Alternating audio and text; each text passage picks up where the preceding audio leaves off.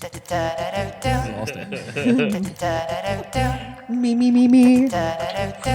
11 benevolent elephants. Welcome to the Damaged Goods podcast with your hosts Ilvibe and Jess Robert, reunited after my recent trip to Cuba, but soon to be torn apart again when you tour across the state. When you're this successful, that's how life is. That's why celebrities get divorced all the time. Tell the people where you're going. Well, before I get to hell, I'm going to do a brief stopover in Midwest USA. Kind of like hell. No, hey, easy. I got to go be down there for a little while. We're hoping people didn't go back too many podcast episodes before I get down there. So I'm just doing a very small, I call them like a mini tour. I don't know if that's even a phrase, or like a term. But I have a show in Indiana, Fort Wayne, and then we're going to Dayton, Ohio. Sweet. And then Louisville, Kentucky. Turns out there's no E. It's not Louisville. It's Louisville. Do you pronounce it Louisville still, though? You can. But it's just not, it's not Louise. There's no E in the middle of it. I spelled it wrong for a long time. I had to remake some posters and flyers and such. Interesting. And then we have 2 days off in fucking Nashville. So I'm going to do some country co-writes in Nashville, which is going to be really fun. Jealous. And then I think then is the Kentucky show. And then we're going to Wisconsin and then coming home. Nice. It's going to be really fun. Cool road trip. Thank you for listening as always. Big favor you can do for us. Follow us on Spotify or subscribe to us on YouTube or add us to your favorited podcast. However you listen to us, just click the button that shows us that you are supporting. Websites are full of buttons, as are apps. Yes. Click whatever button happens to be next to our Click your favorite faces. button. Yeah. You can check us out on socials at Damaged Goods Pod, myself at Jess Robert, and Ilvibe at Ilvibe. Thanks as always to lyricvids.com, the web's #1 lyric video animation company, providing recording artists and bands with dope content since 2015. Can I mention one more thing? You can. This episode is also brought to you by a party I'm throwing on June 21st in Toronto. Every year I throw a party. Just one. I used to throw more, but then I realized that the real key to being Puff Daddy is to throw one really good party a year. That's you listen, you laugh, but I spent a fair bit of my life trying to just be Puff Daddy. So, June 21st, we're having our annual show in Toronto. Myself, Meyer Clarity from the label, as well as some cool and hype local, like younger artists that I fuck with are going to be on the show as well. And man, hit me up. If you listen to this podcast, so you fuck with me at all, feel free to hit me up. I'm glad to put you on guest list. It's just a place where I like to celebrate having all my favorite people in one place and then perform whatever new songs I've been working on in the last year. So June 21st in Toronto. It's at Hard Luck Bar. Come on out. Where's Hard Luck again? That one. It's on Dundas. Dundas. I haven't been in a while. I've played it probably 5 years ago. We were at another venue, and then the other venue, you know what, fuck it. This is my podcast. Was the Rivoli, and they booked us, and then the day I announced it, they're like, "Oh, we didn't know that there was rappers on the show. We don't book rappers." And I don't think anybody should be able to do that, and then you just don't tell anyone. That's also not true. You've definitely seen rap shows there. I think they just wanted to avoid any drama that may be associated with my name at times. And so, but anyways, fuck Rivoli for right now. Drama. And yay to Hard Luck Bar, June 21st. We've got a special guest today. He is the morning co-host on Y108 Rocks. He's a comedian and co-host of The Dumb Show and co-host of The Last Gentleman podcast, which you should definitely check out. And he's just a super stellar dude. It's Jay Brody. Super stellar dude. He's super stellar. I love watching you freestyle intros. She's the best. I love how you faked that I freestyled that when I spent hours writing it out. Love it. Thank you for having me, guys. I'm excited to be here. A beautiful dog. Yeah. Great place. Our mascot. I love this studio. I'm real stoked. Yay, Jay Brody's in the spot. So how did you guys meet? Jay is my favorite of Allison's, what's the word when, I'm trying to think of the right word, where like a guy has a bunch of like girls at their call. What's that word? On the hook? Oh, no. Anyways, it doesn't matter. I shouldn't have a podcast. But anyways, she has a pool of men she calls upon to be her co-host at times. Yeah. And they're all awesome. Jay's my favorite. Thank you. And the reason I even intro it that way is I never met him in real life. I was just like, she was trying on new co-hosts and like obviously having different people in when she sort of took over her show for herself. And, you know, as somebody who had done a couple of them, you're like watching to see like, oh, who are these people? Right. Yeah. And I remember sending her a message being like, I don't know, Jay, but you guys have chemistry and we'll talk more about this, but I think you're really like, naturally funny in a way that a lot of people aren't. Thank you. And so I immediately was like, I don't know this Jay dude and I don't know his situation, but you have him be your co-host full time. And in saying that, that would have taken my occasional job off the table. So that compliment comes with love. And then she said, no, we lost him to a show in Hamilton. She's still upset about it. Yeah, she's still pretty upset about it. Yeah. But honestly, if it wasn't for that compliment, because you made that publicly. No. Oh, that's right. No, I did tell her in person, but I also tweeted it. Yeah. Yeah, and that compliment really helped me go a long way. It was just radio's this weird, like really old boys club, really hard nut to crack, and the higher ups really looked at that as something that was like real legitimate. They're like, well, this guy's also in the running. He said Jay's good, so what the fuck, right? It was such a big deal for me, but you did really help me out quite a bit. I love that. And it was just showing love. Came back, and but eventually I I had to take another job on Hamilton doing the Y108 morning. And that's like show. Morning show stuff, right? Yeah. What hours do you do that? I get up at 4:30. We do a show from 6 to 10. And the rest of the day is just kind of looking for content. And like do you work still like with the team from 10 on doing content stuff, or do you then go home and you're working on your own thing at that point? A lot of times the content part, like finding the stories, I kind of put that on myself. There's this You mean the stories like for the next day to talk yes. about? A lot of times, like there's a service that a lot of radio people use. So there's one called Inner Prep. There's Prep Burger. I wondered about that. So a lot of radio shows will just like walk in that morning, open up their prep service, which you pay for, and it has a list of stories, and they read off those stories. And the idea is that they've been vetted and like to some extent that it's okay to talk about this stuff. It's been vetted. The information you have is good. Some guy worked on it throughout the night. Sure. But too many I find a lot of radio programs use that shit, and then everyone sounds the same. 100%. I think the internet already has that criticism of news and radio in general. So I try to like get all the stories myself that night, the day before, whenever I can find them. Try to make some news. Cause some shit is good too to do if you're a radio guy in the morning. And take it from there every day. Just fucking getting up real early, speeding, going 150 kilometers so you can an max hour. out your sleep hours. Yeah. I roll into work sometimes, honestly, thinking like, did I just wake up here? Like, I feel like I took a time machine to work because of how fast I drive to get there and how asleep I am on the road.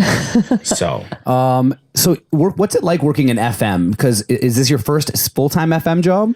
Full-time FM. Yeah. Like I did a couple years at Sirius XM working full-time. Sorry. No, that's fine. Working full-time doing a Sirius XM show. So I did that for a couple years, but that's different because you can swear. Yep. There's more. You have less rules. Like we were on an uncensored channel. We could say whatever the fuck we want. So that was a lot different than doing FM every single day, having to follow like you have a time limit how long you could talk for before people fucking roll in there freaking out.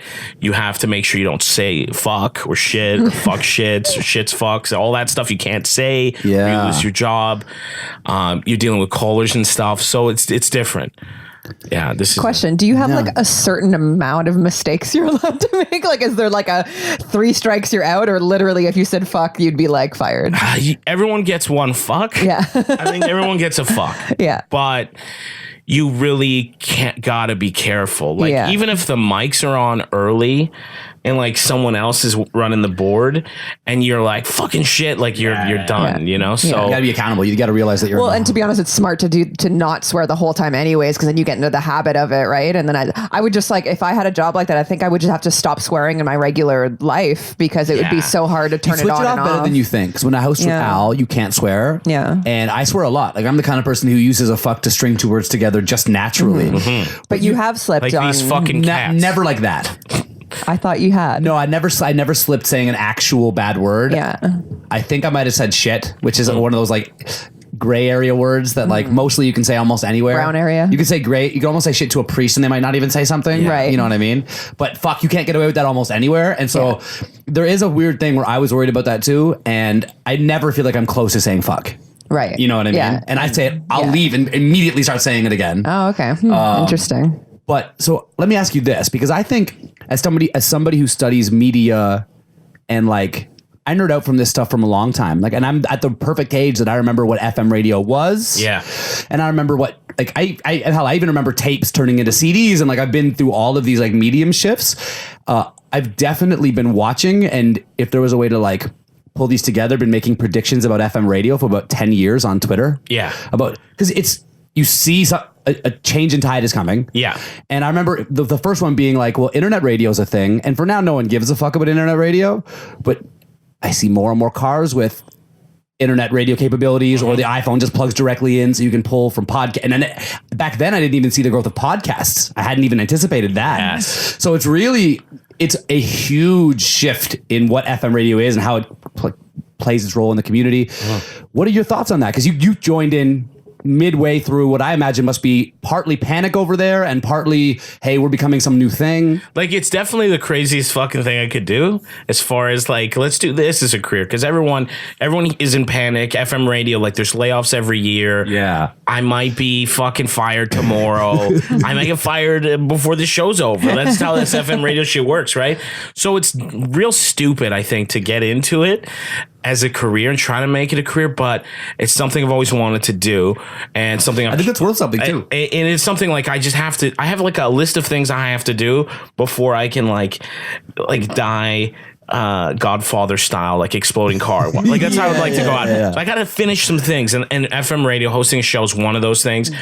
With that being said, I think the cream rises to the top. I think there's so much opportunity using things like, still, like, our morning show has a podcast. We're really active on social media. We're going out and doing things. There's still a value to it being live and local. Yeah, for sure. And having people, one, it's free. Canada's got some draconian fucking phone companies just ruling our data with like an iron fist. Yep. So until people stop having to pay like $150 a month for 6 gigs of data, I think in Canada I'm not really worried about that, because as much as that internet radio stuff is great, I know people that like have like good paying jobs where I'm like, hey, can you download this like fucking photo and send it to me? They're like, I don't know, I don't really have data right now. Yeah, I'm pretty up against my red limit right now. I don't know if I can fucking send you a photo on Messenger. I might. Yeah, you're right. I can't afford it. I'm like, oh fuck, you're a real person and you work and you pay your taxes and shit, and you're all stressed over data. So yeah, you're right. Here in Canada, I'm not so worried about that because it's weird. And I think States is probably rural enough that radio has a place there for a minute as well. Hey, and even when you're talking about trends, that never means like it's about to have the rug pulled out from anybody in the moment. It's more just interesting to watch what something was, and based on technological trends, where it must be going. Yeah. So, for example, a long, long time ago, and not to make this about like, here's things I knew about radio when I was young, but it was just like, again, I think it's interesting to nerd out to watch like these two things are about to converge. What's going to happen when they do? You see internet and radio kind of converging.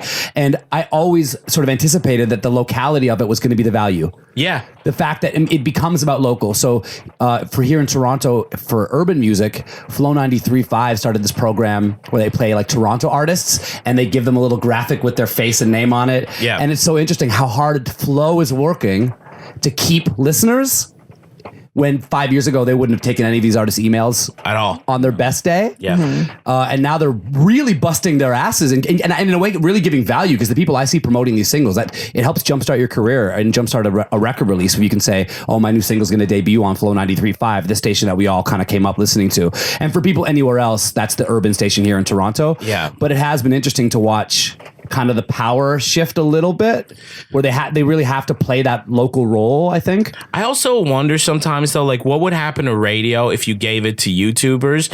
Like, if you took like really popular YouTubers that started from nothing, it got real big, and you're like, you run a station.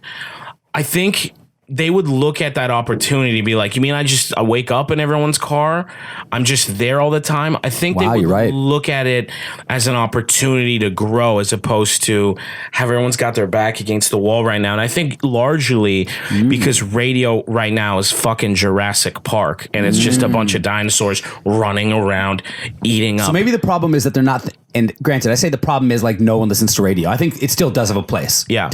But iHeartRadio isn't buying up stations like crazy because the price is going up. It's because the price is going down on radio stations. Yeah. And so they're buying up everybody. And so that speaks volumes in its own right. That's all I'm saying. I'm not trying to be like anything that this is not important to me. That when I get into a car, I'm still the guy who puts on the radio first. Yeah. I've heard the stuff on my phone a million times. I want the curated thing. I'm still enough of that timeline. You know what I mean? And Spotify, like, God bless them, they're still so bad at recommending the song to listen to next. I find, like, I love Young Thug. I listen to him all the time, and they keep going like, Young Thug, how about Brockhampton? No, never, not once. Like I just don't see that algorithm as far as curating music for people. I still don't think it's great, and I think as long as that's not improving, we're fine. I think, because I think there's two different kinds of suggestions when it comes to Spotify. Trust me, this is a thing that I as a user and as an artist, like pumping content onto there, I think about. And me and Spotify have a really complicated relationship right now because you guys know about they're suing songwriters. No, Yeah, we'll talk about that in a second. But anyways, when we a lot of the time when I'm building a playlist and it recommends other songs, I'm like, oh, fuck, this is getting so smart. It really, for example, I could put Classified on a playlist, a Canadian rapper who's not very urban at all. He's kind of from a small town East Coast. And then someone else who has that vibe. And Spotify's like, oh, you like white boy hip hop. Like, it really understands these like sub genres of things. But I think the nuances of your taste goes several subs even below that to understand that what you like about Young Thug is actually his cool casualness. That gets real hard to algorithm for, I think, and it might be a while before they crack that thing. It's gonna be tough, man. You know, like Young Thug gonna babysit your dog all day, watch you jog all day. Who else has a line like that in a song? We love Young Thug so much. He's my favorite. So the thing about Young Thug here, and you may not agree, because most Young Thug fans I think aren't on the same team as Jess and I. Jess and I want Young Thug to sing more, rap less. Okay. Because when he put out a song called Heat Stroke with Calvin Harris, Ariana Grande, Pharrell. It's like a posse cut of amazing people. And his part on there is borderline Stevie Wonder good. And he's just like singing and feeling like you can almost feel the sun rays blasting off his skin. Yeah. And he's not doing any kind of trap thing at all. You wouldn't even know it was him. You can sort of tell with the warbling that it's him. And then we realize that he's got a few of those, not many in his career. He's the one who has the one with T.I. that we love too. Yes, right? he has a new song called The Weekend with T.I. And he does the same thing. Good. It's going down every weekend. It's very R&B. Yeah. And when he drops the hard facade a little bit and he becomes one of my favorite artists in like the last decade. Now, I don't hate the rap stuff. It just kind of fades into the crowd a little bit more for me. Yeah. But when he turns the soul on, bro, we are dancing through the kitchen and like playing it on like 4 times a repeat. It's amazing. I love, there's just one verse the reason I love Young Thug so much is because his bars come out of nowhere. Some of them are so funny, and I don't even think he's writing funny rap or singing funny shit. He's just free. He's like himself 100%. I think it's Family Don't Matter on that album he put out, which was Beautiful Young Thugger Girls, I think it's called. I can't remember. But he's just classic, I'm sure. He's crooning about how, like, I forgot the line where he's like, if I'm wasting your time, don't mind, I reimburse. And he's just like, I don't mind if you put interest on it. And I'm like, yes. And he says that a bunch of times throughout the song, like, if I'm wasting your time, I'll just reimburse you. Put interest on it. I'm like, that guy doesn't get how amazing that is. Yeah. He's just himself. And I love singing Thug. I don't mind Rap Thug either. Just more of them. I'm looking forward to whatever he releases next. I'm looking forward to watching him grow. Because I think what Young Thug did when he came out was he was a part of a movement.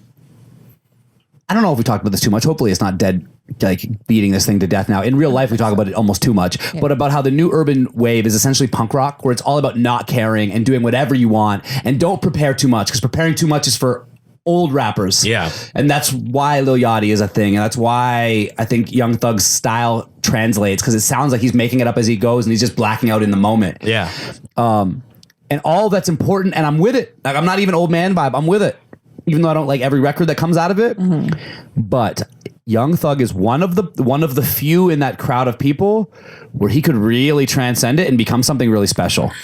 You know, he already is, but do you know what I mean? Yeah, I hear you. I kind of wonder, this new, like, I don't mean to sound like too much of an old head as far as hip hop goes, but I also wonder, like, how many guys he has on that label or even on his tracks that sound identical to him. And growing up, like, a hip hop artist would get like just get ransacked in the public eye if he sounded like someone else. Yeah. And nowadays it seems like that doesn't even. Well, because there was no algorithm back then. Yeah. So things changed with the algorithm. So I went to Canadian Music Week 2 years ago, and I heard all these other label heads talking about this word I'd never heard before. And the word was Spotify core. And it's even like, I know what that means, Spotify, and like I know what core means, but I literally heard it like 10 times, and I had to ask somebody, what does this mean?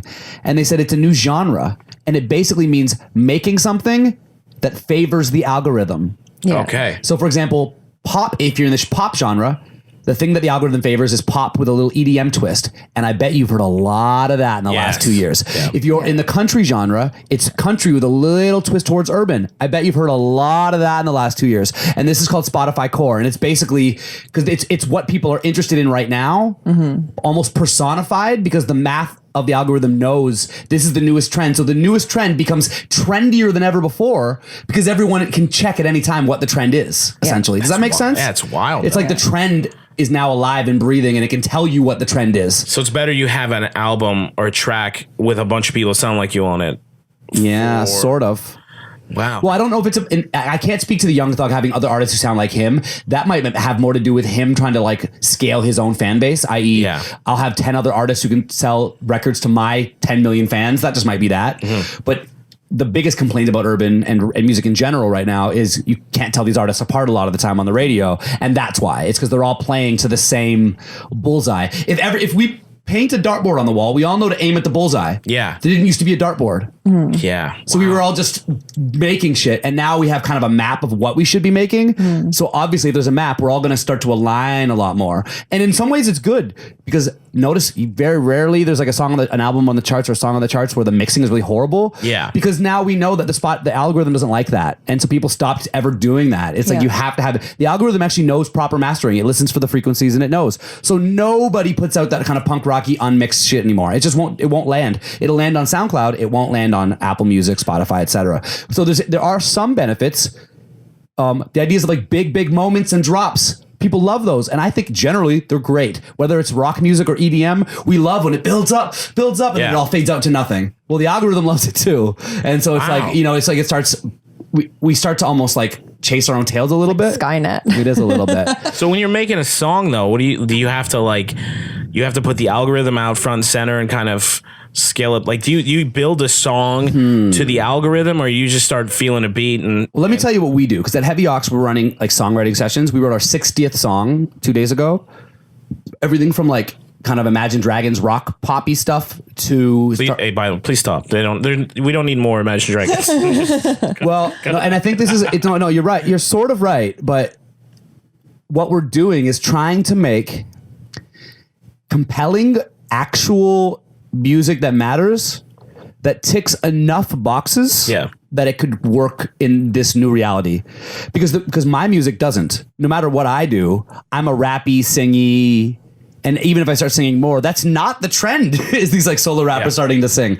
And so the song that we wrote I'm very Imagine Dragons-y is called Hologram, and it's a revolutionary song about not just believing everything that's served up to you. And like most of our music isn't really like that, but it all has a lot of meat and potatoes to it. And then, a little bit trimmed down into an Imagine Dragons package a little, and there are a lot of music people out there who'd be mad at me for even like being like, because you're basically describing like mathematically selling out. Am I though? Because if you heard the song Hologram, it doesn't sound like we dumbed it down for anybody. In any act that we model ourselves after when we're doing these songwriting sessions, like Imagine Dragons being a good example of one, we listen to it and I say, what about this is compelling? Because compelling is a great word. Yeah. Because it's like, what about this calls to people? Because it's something, they didn't just buy this spot. I know it's easy to just say that, but that's not how it went. And what they do is they don't worry about playing by the rock and roll rules. And that's why rockheads hate them. And by all means, maybe they should. You know what I mean? Yeah. But they do moments really well. And it's like these big moments. They do moments really well. Snippets. They're like great. They're a great band. Yeah. The snippets is a pessimistic way to look at it. But if you're a remixer, a DJ, these moments matter because it's the moment you're going to mash up into a mashup, or it's something you're going to play in your night. And it depends how you digest music. Because if you digest albums, moments don't matter as much. But if you digest playlists or mashups, or you go to clubs, moments are all that matter, because moments are what make its way into all those crazy mixes and the mashups. And I think that's why there are moments where I Imagine Dragons have like 7 of the top 10 rock songs. And honestly, they are not a rock band. I'm not defending that they're like the greatest rock band of all time. I'm not a hater for that reason. I can anything that's that successful, you can dig inside and find why it works. Yeah. Why does it work for you specifically? I don't even mean like, why does it work for like some people that you could deem like dumb music fans? Why does it work for you? There's got to be if something's number one, and if you are a real music fan, there's something in there that you'll respond to. Yeah. No, do you know what I mean by that? Point. What about though making music with that being said nowadays? Is there anything that you used to be able to do that you shouldn't or can't anymore that you miss? Yeah, long songs. Long songs. You can't have like more than 3 minutes. Long songs are dead. I still do them. Yeah. Because this is the other thing. Is when you're doing an album or anything that's not isn't your big single. No apologies, out April 19th. Isn't your big single? I make 6-minute songs all the time with Meyer, where it remixes through 3 things, and we make it track 12, and our super fans love it, and no one else ever hears it, and it's fine. Yeah. You know what I mean? But it is the idea of having a 5-minute epic hit that goes on the radio has gone. Even if you take radio out and replace it with playlists or whatever the new thing is, they want it to be.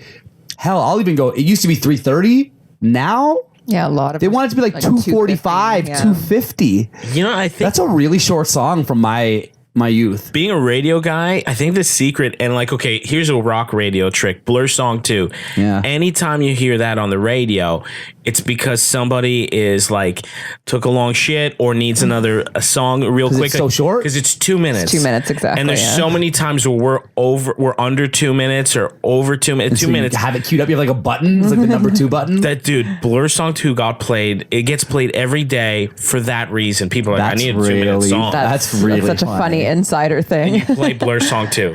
That's so funny. And I always think like someone's just got to come out with another banging 2 minute. Like I think a 2-minute song, great tip to a rock band. Yeah. Any band, listen, that would work. That still would work in like hip hop radio. That would work in pop radio because they always need 2 minutes. One really great, like you almost take, if you're Ariana and you've got like these 2 or 3 songs in your next album, and they're these are the 3 that are going to be magic, are going to work. You make one of them a minute 59 just because it's like, you're like late. The radio DJs everywhere are like, what did she do? Yeah. She gave one to us? Yeah. It would register at like radio DJs across the world. Radio people need 2 things: a 2-minute song and an 8-minute song. You need the 8-minute song because sometimes you just have to use the bad washroom. days. November Belly's Rain. upset. November Rain. That's another one you're here because everyone has to shit. And Blur Song 2, 2-minute song. I don't think anyone will play an short shits and long shits. Very important. Very important for the radio DJ. But yeah, 2-minute song. I think that's the key. If anyone making music out there, try to just come up with a banging 2 minutes in and out. And people have to play it, especially in Canada, because we need that Canadian content. By law, we have to play, like, I believe, like 40% Canadian content, or someone will kick us in the face. So we that's it. That's all that happens. There's no other. No, you get kicked right in the face by a CRTC guy who's also really good at jiu-jitsu. So if you don't mind face kicks, go ahead and play that US music. Keep playing Jagged Edge. Be careful. Be careful. Where the Party At? Best song. That's a great song. I love old R&B. I find nowadays R&B, and not to hate on it, it's just very brutal. It's shifted. Yeah, it's kind of like R&B shifted over. It's weird. So, because if you look on Spotify and you click R&B, you'll find stuff that wouldn't have been listed as R&B. Just to, I guess, I want to say 5 years ago, but I think realistically I'm talking more like 10 years ago, where R&B was soft love song stuff. Mm-hmm. And now R&B a lot of the time is almost trappy. Or trippy. Yeah. But it's like, I mean, and Ty Dolla $ign I would call R&B because he actually sort of does some R&B style crooning. Yeah. But you look at some of these Jeremiah records, etc., and they're borderline rap songs. Just he can sing a little better than a rapper could otherwise. Right. And it's the number one song in R&B. Yeah. And meanwhile, the stuff that from my youth, like a Joe or a Genuine, like the crooners, they're listed as like soul. So I think things have kind of almost moved over one. Yeah. Because traditional hip hop also isn't charting on hip hop. It's almost now been like compartmentalized as like boom bap. Yeah. Which, by the way, I'm on board because I'm kind of over it. But like, it's kind of compartmentalized now as this like, well, that's this thing over here. And hip hop is this more R&B trap thing. So what used to be R&B is now soul. And it's like everything's shifted a little. I think this is a little bit like insider though, because I know a lot of people who listen to just hip hop across the board who don't even know what the word boom bap means. No, you're right, So- but it's not inside in their life, because if they open their Spotify app right now, that's how things are broken down. Yeah. So let's You'll say, find if Royce 5'9" or Jay-Z, or maybe not Jay-Z, but any other like traditional rapper who raps on time, 4/4 timing, Method Man puts out a new single, it won't be on any urban playlist. so where would somebody go who's just like, you know what I mean? Like they'll have playlists. it would just be like old I don't hip-hop that I they don't would listen to boom bap as much. And by the way, I don't hate on the stuff I came up to. I'm just not looking for new old hip hop, I guess is how I sort of feel about it. Yeah. I'm certain there's playlists that are like designed for exactly like, I just don't look for them. So I don't know if it's called Spotify's digging in the crates or Spotify's boom bap. They'll have playlists for those. Yeah. But if you go to the big one in Canada is called Northern Bars. If you're a rapper, you cross your fingers every Saturday morning, you wake up and check if you're on Northern Bars. You know what I mean? It's like one of the things that you can get on. By the way, that cross your fingers that everyone's excited about is worth about 700 streams. So even that is not really a big deal. You know what I mean? Because there's not that many rap fans in Canada. It's a whole other conversation you could have. We have a big country full of farmers who aren't checking the Northern Bars playlist on Saturday morning. You know what I mean? But if you look, there is almost zero Maestro Fresh West new single on there. Yeah. Almost zero. Yeah. And Wes is my dude. And his new music, BTW, is better than his old music in some it's cases. great. His new music is great, but he raps on 4/4 timing, and that's no longer what is on those playlists. It's more trappy, trippy, Lil Yachty shit. And again, I say that I listen to that stuff. Yeah. But what I used to do, the 4/4 rapping stuff, where I came up on Redman and Method Man, is now the equivalent of like The man's. yeah, it's like you listen to old. I call it almost like rock and classic rock. Yeah. That's classic hip hop. Oh, wow. I'm not saying that's even how we should look at it. I'm not making that argument. But in the way that if you were like looking through bands and you're trying to differentiate them, pretty quickly you'd be like, well, these are the classic bands, and you can tell them because they have this timing and this sound, and these are the new rock bands or whatever. I know Edge 102 used to play only essentially the stuff after a certain point or whatever. That's sort of what happened in urban, but I just sort of feel like we romanticize it even more than rockheads do, so no one wants to have the conversation that we've really diverged into these two forks. Wow. You know what I mean? Because it sort of hurts the old heads' feelings to be like, this is classic hip hop. I'm sorry to say it, but like I turn 36 soon. We are dads now. Like I don't have any kids, but and when I grew up, that classic rock was dad rock. Yeah. So this is dad rap. We're dads. Everybody I know who loves boom bap rap is a dad or a dad age. You know what I mean? Yeah. Anyways, I'm not even. I'm on one right now, but just because it's like Dad hip hop, That's Do you mind if I pivot a bit? Just because Please. we've been very I'm done with like my fucking- our podcasts have been very like industry music heavy yeah, let's lately. fucking shift. Why am I doing that? So take the mic away from me. Stupid. Take it away from me. Have you been to the Rec? Is it called the Rec? Rec Room. Rec Room. what is that? It's basically downtown near where like the Ripley's Aquarium is, and it's basically like a Palladium, like downtown Toronto now. A statement? Yeah, of it's course. Cineplex Odeon's new venture where they purchased, I expect, pretty expensive properties all over Canada. In this case, it was like the old Steam Whistle place, and built giant video arcade / entertainment complex. They've been trying to do this for years now. They've done the best iteration of it yet, I'd say. Really? Because I know they had a club a couple years ago that like during the day was this multi-level. This was downtown Toronto. It was like multi-leveled like arcade. And then at night it was like a dirty ass nightclub with like go-go dancers. I thought that was my favorite interesting iteration of that kind of idea, but I haven't been to the Rec Room. Yeah, it's really great, and they really do have everything. Like they have like the VR lounge, they have food, they have a bar, they have all the old school games like the what's it called, the ball that you slide, Like prize games. and then all the newer games. They have like the Jurassic Park that we played, which was my favorite, and then also in the back it looks like they have a club area with pool tables and stuff, but also people were dancing and stuff when we went there. Moms dancing. Yeah, there's moms dancing. It's for adults, this place? Like Yeah. It's like opens till 2 a.m. Yeah. And the one at this location in Toronto is like a horseshoe shape, because you know it's like kind of got a quarter circle shape to it. Yeah. It really feels like kind of a combination of like luxury and also like a video arcade. It's really cool. I think that they'll do very, very well. I mean, we were there on a Saturday night, so of course it was too packed. busy. Yeah, it was almost But too busy. I think that I can't imagine them going anywhere. I think they'll just keep expanding and opening more of them. And to be honest, I'm surprised it took this long because that's like the perfect thing that like Toronto is like really like in need of that, you know? We've been watching Cineplex closely because like other things, movies have shifted a lot in the last 10 years and they've done an amazing job like riding the Bronco that is the movie industry, because you always keep thinking that people are going to stop going to the theater because of pirating or whatever, and then they keep upping the experience aspect and really they've done a good job. I want them to like, I like the idea of like adult arcade, but I think they really got to like take the next step, really go all in on that and like make it a full on kind of like a little bit of a dangerous vibe to it. Like I want to go there with my friends. Danger. You want I'm looking for danger. danger. I want to play Street Fighter with my friends and then have the option to fight a man. Actual street fighting. Do you know what I mean? To actually So you don't like, mean VR, you mean fight a like, real man. They should have, each one of these places should have their own Ken. That would be in like the basement where Yes, like you go in. down in the basement and it's a full on fight club. He has the advantage because he's not really drunk, whereas I'd be very drunk at this point. And then you could fight a man. You pay extra money, right? You get to like, maybe they give you head protection. You sign a waiver. Yeah. Wow. You know, but like, let's step it up. You know, like get out of Such the a box. forward-thinking individual. I want to be impressed right out now. of the box. Yeah. You know? I feel like that'd be really thrilling, but I'm really vain about my face. So I feel like I would have to like like, oh, I'll sign the waiver, but it's like I'll check the box that says like rib punches only. Yeah. We can adult your favorite game. What's your favorite game?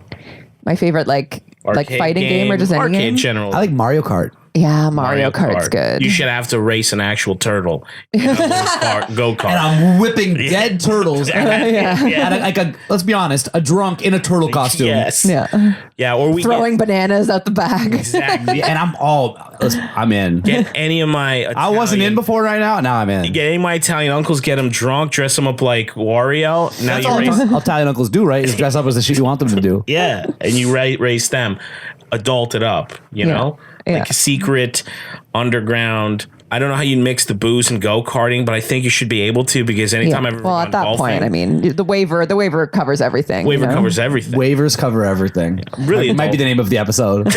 Adult it up, guys. That's all I'm saying. To really make it dangerous.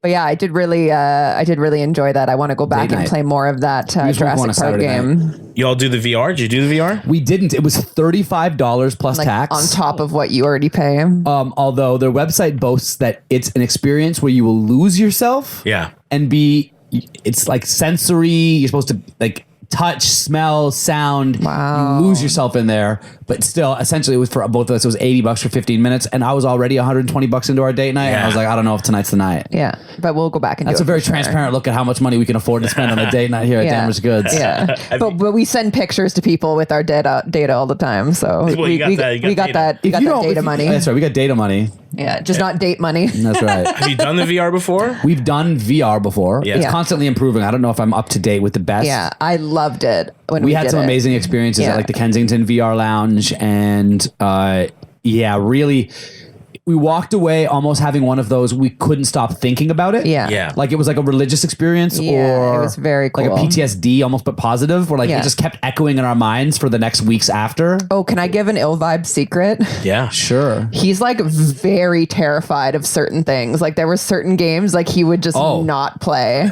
Let's discuss because Yeah. it's not random. Yeah. So Jess and I went to a lounge where we were in two pods side by side, and we Yeah. played one game together where we could like look at each other, and there's the other robot, and we're shooting things. It's so much fun. No fear at all, by the way. So much fun. But then we decided to play some of the other games that aren't two player. Okay. There's many other VR games. They're just one player games. Yeah. I try a few of them. One of them was a World War II plane game or something where you're a parachutist where you jump out of the plane. And even though I knew it wasn't a real plane, the jump was exhilarating. Oh, wow. And it's so cool because you feel yourself on the edge, Yeah. and you sort of feel like the teetering, and then it says step off the ledge, and you sort of feel the reluctance. It was really cool. But then I see, oh, what's this one? This is like some Space Planet game. Let's play the Space Planet game. I like space. Yeah.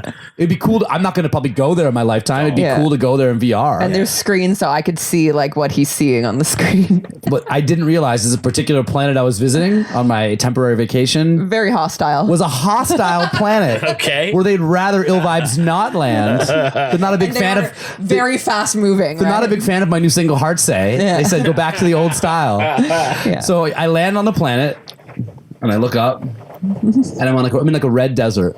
There's like dunes over here, kind of square. Yeah. There's a long like path in the front with like some space moon setting, and then like another path over here, and then all of a sudden I hear this. Don't need that. Do you know what it is? What? It's a monster on the horizon. Do you know what the monster's doing, Jay? What? He's running as fast as he can in my direction. Don't need that. Don't need that. And as he gets closer to me, his death rattle of a scream is getting louder. And we're talking, just picture the scariest monster you've ever seen sprinting as fast as he can at you, because you don't even know how to like load your gun yet. I just landed in this experience. I don't know what's going on. And then of course I figure out how to kill him. And there's no pause in VR. Like you just. I'm sure and then of course now here. It's a different, much scarier monster running at me from this way. Don't need that. No. And bro, okay, there's an important aspect here that I think you don't ever experience much in your life. The movie Get Out played with it. The idea of something running at you. Yeah. Yes. Most of us have never like went out the front door and there's like a scary thing like running in your direction. It's just not a thing like that you ever full speed, like as fast, like you could see like it's almost like breaking its legs to run at you as fast as it can. It's not a thing we ever really experience. They just took me to a planet where that's all they do. Oh my God. And it's one of the worst experiences of my life. That's all they do on this planet. VR is terrifying. Yeah. I've had the opportunity to try a VR pornography, which is the strangest. I also experimented. Oh yeah, with the cheap ones. Yeah. The VR pornography's got to be the strangest thing in the world, because I think like it's a slippery slope. Like I don't think it's healthy for your brain. There's a weird thing. I'm like, that's not my penis, but I'm looking and do you see a penis in it? Yes. It's essentially a man wearing a like, you know that game Headbands? Yeah. But instead it's got a fucking GoPro aimed at his dick. Yeah. Oh, so it's not supposed to feel like it's you? It does feel like it's you, because your eyes are only about an inch from where his camera is. But wouldn't it be better if there was just no dick and it was just like a girl kind of climbing on you? No, because for example, you ever seen like Playboy porn where it's just like a girl like doing this like next to a fireplace? No one watches that. No, no. But then it's like, oh, there's this horrible ugly guy with like a 17-inch dick, and it's like 1.9 billion views. It's always an ugly guy. I found myself like looking around a lot at the house I was in doing. I did the same thing. I'm like, what's the couch over there like? And it's so you start trying to figure out whose house it is. Yes. How'd they get the house? Can you leave the room or no? No, you're stuck, but you can look around everywhere. I love that Jess thinks it's like an adventure. Like you can get up and go places. No, you're just like Black Mirror. Essentially lying on the ground watching the girl fuck this guy from his perspective. So you can't stand up and walk around? No, I can't do anything. Yeah. No.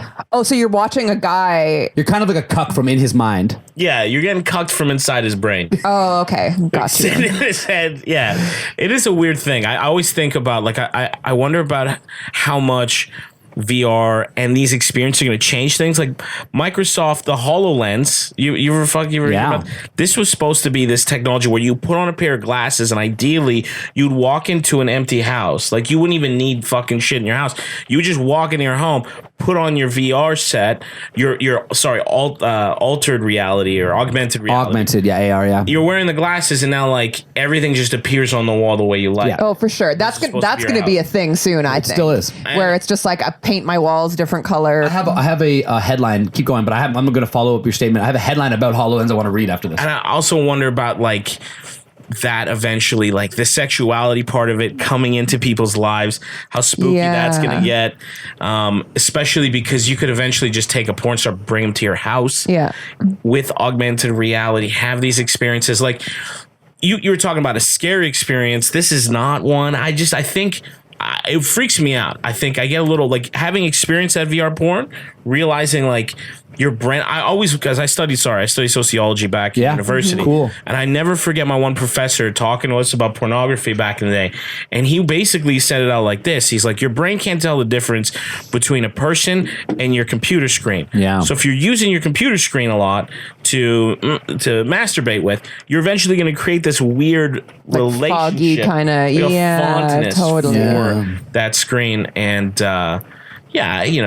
I wonder what will happen. Yeah, totally. Just before we leave that topic, The only thing that like because I'm kind of curious about the VR porn, but it's like the only thing that it would make me apprehensive is like getting caught doing VR porn would be like the most embarrassing There's thing nothing more ever. embarrassing, no. Yeah, no. Like, because you wouldn't know a person had walked in and you would just 100%. be like with your headset on, like, and That's occurring to you now, but as somebody who's worn the headset, that occurs to you the minute you put it on. That's what I mean. I don't think I could relax enough to get me there. You know? No, because I think you realize that at certain points of your life, you are alone. Like so I did it probably 5 times, but I don't really enjoy, at least in my situation, you have to download it in advance. It's like 7 gigs, and getting 7 gigs onto your phone. That's such a buzzkill. It was honestly, I had to find a specific app that would even let me transfer 7 gigs at once. Oh, wow. It's a whole thing. You worked for it. It's not easy. But hey, listen, I watch a fair bit of porn. Now, I'm not a crazy porn addict, but I watch a fair bit of porn. We talk about it on this podcast a fair bit. And when you use a fair bit, that's how you know it's a lot, because you're really trying to downplay fair, it. you know? It's fair. But however many it is, it's totally reasonable obsessive. amount. It's fair. Reasonable. I'm never amount. going to say a number, but whatever that number is, Fair. totally reasonable and fair. But so no one was ever going to tell me there's a more powerful, potent version of porn out there, and I'm not going to see what it's about. Yeah. But I didn't enjoy the experience of it as much. And what I like about porn is being able to shuffle through and look at a bunch of it and find something you can't do that. You're locked into this girl who's kind of not really on my vibe. Right. She keeps saying weird shit, and I'm in this kind of gross, ugly house. I don't want to be here anymore. Oh, I spent 45 minutes getting just this scene. Yeah, I'm stuck here. So no, that wasn't really my speed, But and it's not. Eventually, you will be able to just shuffle through. Yeah, and I worry, and we talked about this on a previous episode, but it's been long enough. I think it's not unreasonable to bring it up. But I worry about a young person without the context of all of the other things I know sexually before I had that experience. Yeah. Because it's too good. Yeah, it's too much. It's too, because this is the thing. Every sexual person's different. Some of us are visual, some of us are less visual. I'm a very visual person, and that doesn't mean I need to have sex with a supermodel every time, but it does mean whatever I'm doing, I'm into the visual of it. So you give a young 19-year-old me this, where you have girls who've gone under the knife to look like this and are working out 6 days for their one sex scene on Sunday. Yeah. That's too good. Mm-hmm. It's too good, too much, too everywhere for a young me. You should have to scan your penis and then make sure you've had enough sexual experience with real people before you access it. I don't think you should start. You're joking, but you're so close to right, bro. VR porn shouldn't be something It's you just just get. about a balance, because Yeah. I think there's almost nothing that weird, because all the weird VR, AR shit is going to be intense and a lot. But as long as you pair it with enough context, mostly we'll be fine. Mostly, yeah. But it's the without. I worry about. I've been just fascinated by the whole sex recession people are in right now. Like there's What's this? There's I don't know talk about of this. so our generation is having less sex than ever before, and they're calling it a sex recession. And it's a lot of it starts in Japan. Japan's been dealing with this for many years. They have this like. Let's be honest, everything cool starts in Japan. They have this herbivore culture of men that consider themselves to be herbivores. And what that means is that they are not calling themselves, they're not identifying with his sexuality. They're just basically saying, we're not gay, we're not straight, we're just out the game. We're not going to have sex with women. We're not going to have relationships. Asexual, essentially? Essentially. But like some other variety of this? Yes, and they spend most of their time like playing board games and knitting and having that own subsection, their own culture. And in Japan, less people are having I'm learning sex so much right now. from it. And on the other side of that, women are going to these things called boyfriend bars, and they're popping up, getting real popular, where a woman will spend a lot of money once a week to basically rent a boyfriend. And in Japan, they've commodified every aspect of sexuality so that you can go to a different place to get a certain thing that you would get in a relationship.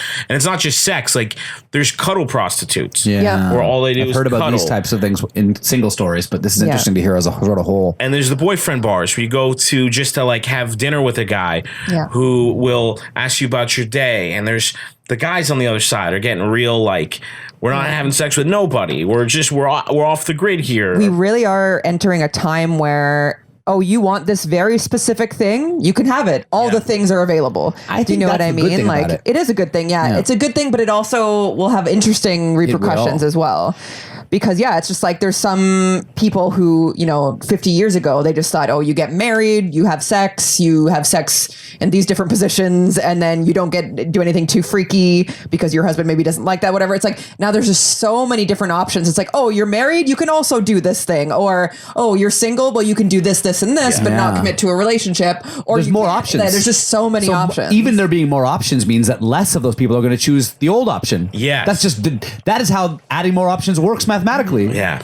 If you have one bucket and now you have 9 buckets, guess what? In the 9 scenario, the one bucket's going to be wondering where all the fucking shit went. Yeah. Because it's in the other fucking 8 buckets. It's interesting, right? All that technology opening up different ways for us to interact. I also think it's not a lack. It's the taking away the shame, because now that we're so connected via the internet, it's just like, oh, there's a million other people out there like me who don't want to have sex, or who do want to have lots of sex, or want to go to boyfriend bars or whatever. Yeah. It's like if I fantasized about a boyfriend bar and then I went online and found out that that's a thing that everyone does, of course I would do it. You know what I mean? So I think it's all about, taking away the shame, because we know how many people like that thing as well. The other thing, because that's all really the super positive, and what I'm about to say isn't even negative, but I think you could put that spin on it, is that relationships and love and sex is a transaction of sorts. I think it's on the spectrum of transactions on the more romantic side of them, but there is a give and take between two people that were before that unconnected. Yeah. And then they come together and both of them get something and give something in this. So I think that's the definition of a transaction. Yeah. So I'm not even trying to coldify it. That's not a word, but you feel me. But it is somewhat of a transaction. And the nature of that transaction and the nature of the two parties has changed a lot. A lot. The complexity of the two sides and the variations of options of what type of being is on both sides we're like a million times more complex than when we started. Yeah. When sort of, Christianity took over and we got super monogamous however many hundreds of years ago. Women have a say now, which didn't exist. Huge factor. It turns out 50% of us having a say in it is a huge factor. It changes a lot of things. But anyways, so I guess what I'm trying to build to is that I wouldn't have thought of this. It's certainly not something I would have predicted. But if you change enough of the factors of a transaction, a core transaction to an entire civilization, that a bunch of people might start to be like, oh, this transaction is no longer worth it. Yeah. You know what I mean? Like what I give and what I get. So here's another example. Sorry, what I give and what I get's not worth it, to complete the thought. But as an example, Jess and I have decided not to have kids. In a similar way, the transaction's not worth it for us. In what way? What we give up versus what we would get. Yeah. And our listeners are tired of it at this point. It's the thing we talk about because we really own it. We try to live in that decision and not hide from it, which I think is a lot of time the perception of people who don't want kids. But what we would give up in terms of the things that we have planned for the next 15 years versus what we'd get for those same 15 years, we've decided is not worth it. And I think there are more and more people of our generation making that same decision. It's not surprising, although again, I wouldn't have made the prediction, that people are making that decision about romance and sexuality as well. Being like the anxiety I get from it and the way I have to go about finding a partner, in particular for males, is very anxiety inducing. Yeah. The idea of having to be the hunter if you're not good at that. Yeah. It's tough I had a little bit of anxiety and I struggled. Every now and then I see a guy out on the subway or something and it occurs to me, I'm like, it would probably be very tough to be that guy romantically because he's very shy or bashful or whatever. And it's hard. So it doesn't surprise me now that I'm hearing about this, that there might be 15 or 20% of people who go, you know what, this whole game over here with live or die consequences where you're mortified, embarrassed on a monthly basis. Not in, man. I'm not in. Yeah. That sounds weird because I love sex and I make a lot of my decisions based on being able to have a healthy sexual relationship with somebody. But it doesn't surprise me that some people are like, I'm not in. Yeah, you make a good point, especially now with social media. I was going through a breakup and I was in a long relationship. It ended and I found one of the most difficult things that I didn't consider. I'm gonna go pee. You guys keep talking. No worries. Is how much social media kind of changes the way you handle a breakup. Yeah. Because before, what was a lot easier about breaking up before was the whole you're in a relationship, it's over. Okay, you might not have to see that person again, but you have to scrub through your Facebook now. You have to take out people from the Twitter highlight. And my phone itself is always telling me to contact that person because when you pull up a message, it reminds you to who you're gonna message next. Yeah, all that stuff is on the forefront. I find now social media really trying to it gets you in it really puts you in a small group. And if you're in a small group with that person, getting untangled from it in the social media day and age is like next to impossible. For sure. I think on the flip side too, though, it kind of makes them deletable from your life in a sense. Whereas if, let's just say you were in a small town, nobody had the internet, you would just run into them at all the same parties, blah, blah, Yeah. blah. It would be very hard to find a new group of friends because that's just what you have. Yeah. Whereas with social media now, you can be like, next, you know what I mean? And kind of connect yourself with another group of people or connect with other people who have just recently been broken up. You know what I mean? Like, I think that at least for me, going through breakups has been easier since social media. Really? Yeah. I think so. I just find for myself, I'm getting like, because me and my ex still have to stay in contact. And it's not like to say that the way that relationship ended was particularly nasty or anything like that. But, any relationship that ends, there's hard feelings and some issues and stuff. I just always find with me, like having to keep them in my contact list, not being able to delete them off the phone, and having like Twitter constantly being like, "Are you going to send? Are you forwarding this to that person?" You can't even opt out of it unless you block them from your life. And there's so much anxiety I get from that part of the process because like I still need to keep in contact with my ex. I don't have any hard feelings there, but at the same time, it'd be nice to not have to like be reminded of them every time you're sending out a text message or like forwarding things through your phone and having social media trying to like keep you in that tight group. It's a bitch. I can understand how like that's like the algorithm, right? Because the algorithm, once you've been so tightly knit into that algorithm with those specific people, it takes it a while to recognize that you're no longer. True. And the whole thing of out of sight, out of mind, nothing ever goes out of sight again. No, nothing does. It just hovers in your universe forever unless you block them. So it almost forces you to either have like a big breakup or perpetually live in kind of a broken up status with this person. Might be why ghosting's so popular nowadays. It's just easier to go about it like that. For sure. Yeah, it's true. Shit. I love hearing about like new online digital dating trends. Speaking of the internet, because I don't know if we're going to find a better connector to this thing that I need to talk about. Something really funny happened on the internet last night in the middle of our date night. Oh, yeah. And I got to share it now while it's fresh or I'm going to forget. So we were getting drunk last night prior to going out and we were playing music and I tweeted a number of things. I tweeted that Nav sucks and he's making the weekend worse. Oh, tough. It's facts, bro. Shit. I tweeted that I'm really glad that Aloe Black's having a real great moment right now on a comeback record, his biggest single he's had like in 6 years, and Aloe Black's great. He's amazing. And I'm glad he's got like the number 2 song in the world right now, and he deserves it because he kind of hasn't had another follow-up hit in a second. How big was The Man? I listen to that all the time. I like it, but it didn't do as well commercially as it probably should have. The internet fucked up on that one. That song should have been huge. That's a good record. It was a great record. And then I tweeted, so all those things got like whatever, like 2 likes, 3 retweets or whatever. And then I tweeted the following thing. I gotta get my phone. This is pretty important. It's not even that big. I just said, I just added BTS to a playlist. What a time to be alive.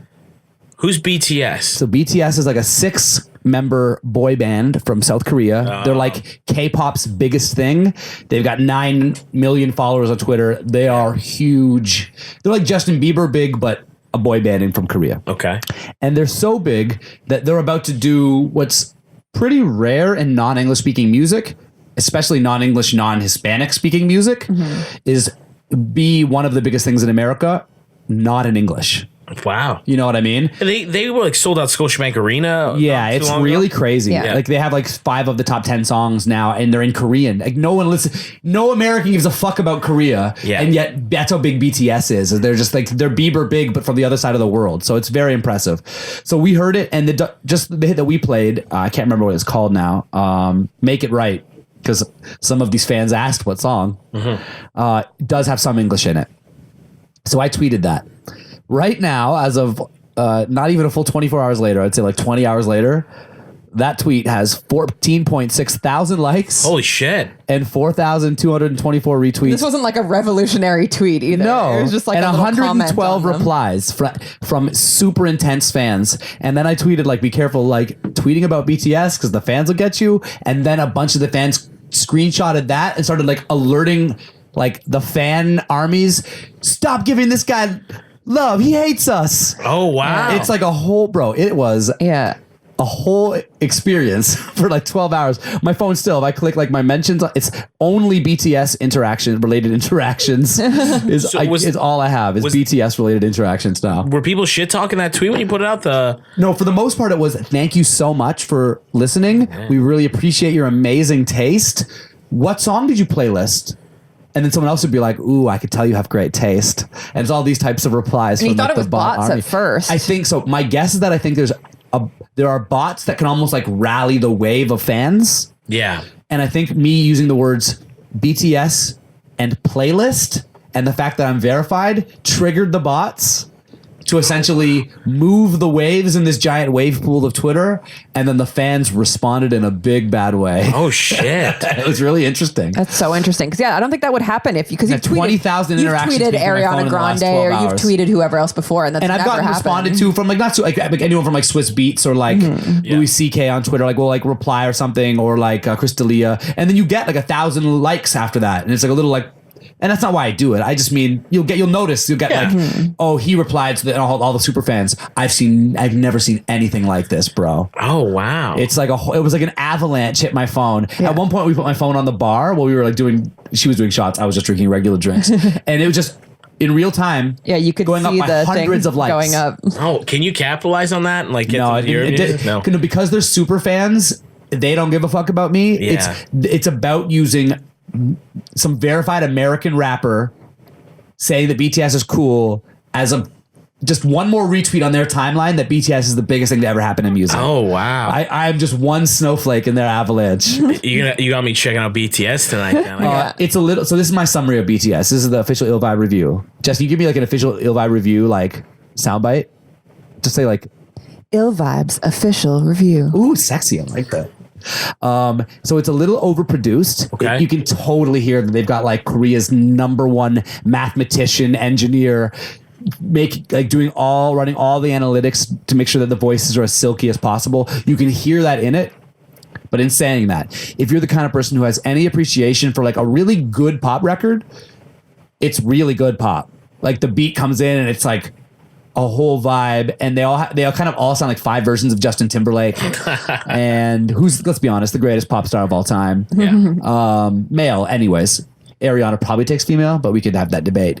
But it's just very good. It's very overproduced, but very good, and enough so that like when I playlist something, I don't do that for some like, oh, I'm going to add this to my playlist because people think it's cool. No one gives a fuck about what's on my playlist. I do it because I want to hear it later. And it was pretty good. I got to check that shit out. It's cool. And it's culturally just interesting because it's going, I think, in a lot of ways, the first into America culturally will really matter for a long time. They'll be remembered for a long time by Americans by being some of the first. You look at the way that, what's his name? Psy? Yeah. Was that the right name I'm going for? Psy. Yeah. The way that we all know who that is. Yeah. He's one of a trillion artists of that level from that part of the world. Not trillion, but like maybe one of the top 50 artists from that part of the world. But we all only know him because he's one of the first to have kind of like come over. And I think BTS will be like another wave of that. They need that single though, you know? You need that on Spotify that right now, Gangnam Style. The way that Spotify works is that they have so many hits where they've got like they flush half of the top 20. Yeah. So they'll crush it on that level. I don't know about radio though. Radio might not play Korean because people won't know what they're fucking tuning into when they're just like turning the station on. Yeah. Maybe they'll struggle with radio. What do you think? I can't imagine a Korean act working well in North American radio unless it was in a market with a good South Korean population. I don't know if they would embrace like West it. Coast in general, maybe. Yeah, I don't know if they would embrace it like they have embraced, the Latino music vibe and everything like that. And even Latin took a while. Yeah, because it bubbled for like a half a decade before it finally started changing with the charts. But I have to hear it, to be honest with you. I got to hear their sound, see what's up and everything. They might, what they might have to. If this doesn't work, let's just play a game. If this is not a very fun game actually, but let's play BTS Possible Future. If this album works great on streaming but doesn't cross to radio, I think the answer is where they put out like English version of a hit. Because they can do some English. They do like the bridge or the hook or whatever is English on this one. And then they go heavy Korean on the verses. And I don't know what the fuck they're saying. Sounds sexy though. You never know what they're saying. Maybe they might have to go with like English version in parentheses to kind of cross over so that they're like kind of like Despacito or whatever. Did they do that? Did Despacito has like the Justin Bieber English version, but it also has like a very famous much more Spanish version. Spanish version. Shout outs to Bieber, by the way. We were talking about Bieber earlier. Jess, let's talk about why we were giving Bieber credit earlier. I don't remember. You don't remember? Oh, Kehlani? No. Well, he was giving love to Kehlani, who we love. Yeah. And who I met once. No big deal. Because he's taking time off for his mental health. He's taking time off for his mental health. Yeah. Because we saw some posts that suggested to me, from having had some good childhood friends who were experiencing either bipolar or schizophrenia, and I'm not to get anybody to tell you exactly the differences, but people experiencing some challenges in my life. I read some of those captions on Bieber's Instagram, and this sounds so stupid to say from far away, but it was sounding familiar. Just really, like, the punctuation getting so sporadic, and the capitalization getting really sporadic, and the claims being really, like, that sounds stupid. Yeah. But when someone starts capitalizing everything and it's really manic, you can start to feel it didn't feel well. And so I was happy to hear when they announced that he was going to take a break, and because I'm not one of those people who's like, fuck Bieber. I hate when the world decides to pile on some young, attractive pop star because they made too easy to listen to music. Like, it really bums me out, man. I'm even on Nickelback's side, bro. Like, I'm not about the let's all pile on these guys because they made really commercial music. Like, that's don't listen, bro. Like, feel free to even like hate them in your house, but this whole, like, it's okay to just shit on Justin Bieber. It seems to have dialed down a bit now, but remember there was a minute where it was like your cab driver would just say it to you. Yeah. Like, fuck Justin Bieber, right? Yeah. And it's just like, what? Why? The time that I remember was when this is like not even that long ago, maybe 2 or 3 years ago, was when he was wearing like Thrasher shirts. You know how like those are popular, like, and then people were just like, fuck you, like just so mad because it's like, how dare he? He was wearing band shirts. I forgot what the band was. And they were like, don't wear our shirts. Like, So stupid. For that kid, like, he was like 23, made $400 million. If I was 23, $400 million, I would have crashed my cocaine rocket ship into the sun. I would have flew that thing into the sun. I would have died. I respect you so much for saying that, because not enough people give him the leeway. What would you do if you could walk into any room and the person just gave you the keys to their car just because you asked? Go to any hotel room and they give you whatever room you want just because you asked. Go to any bar and like, would you like us to clear the entire venues just for you, sir? Yeah. You are God. You might pee in a plant. Like, at a certain point, you are God. You could just go anywhere. I jokingly was like, most men will let you sleep with their wife. You're almost at this level of like, it's appropriate to behave a certain level of inappropriate. And I would say he held it together pretty good considering what I just outlined. And he's done no real evil shit. Like, if I was peeing in plants and shit, come on, cuz that's nothing. That's nothing. I do that for fun. Like, if I was him, I always think about this. Like, what would I be like if I was Bieber? Oh, awful shit. I would find like my enemies. I would like get their dog DNA, then wait for the dog to die, natural causes one day, then clone the dog, and then just show up at their house with Bandit and be like, hey, look, it's Bandit. Figure out how I did that. I fucking cloned him. He's coming home with me though. Fuck your house. I do shit like that all the time, and people would not. Can I add to that, just in case you say this ever again? Yeah. That you're gonna print your like hater or whatever this guy's face on like a mat.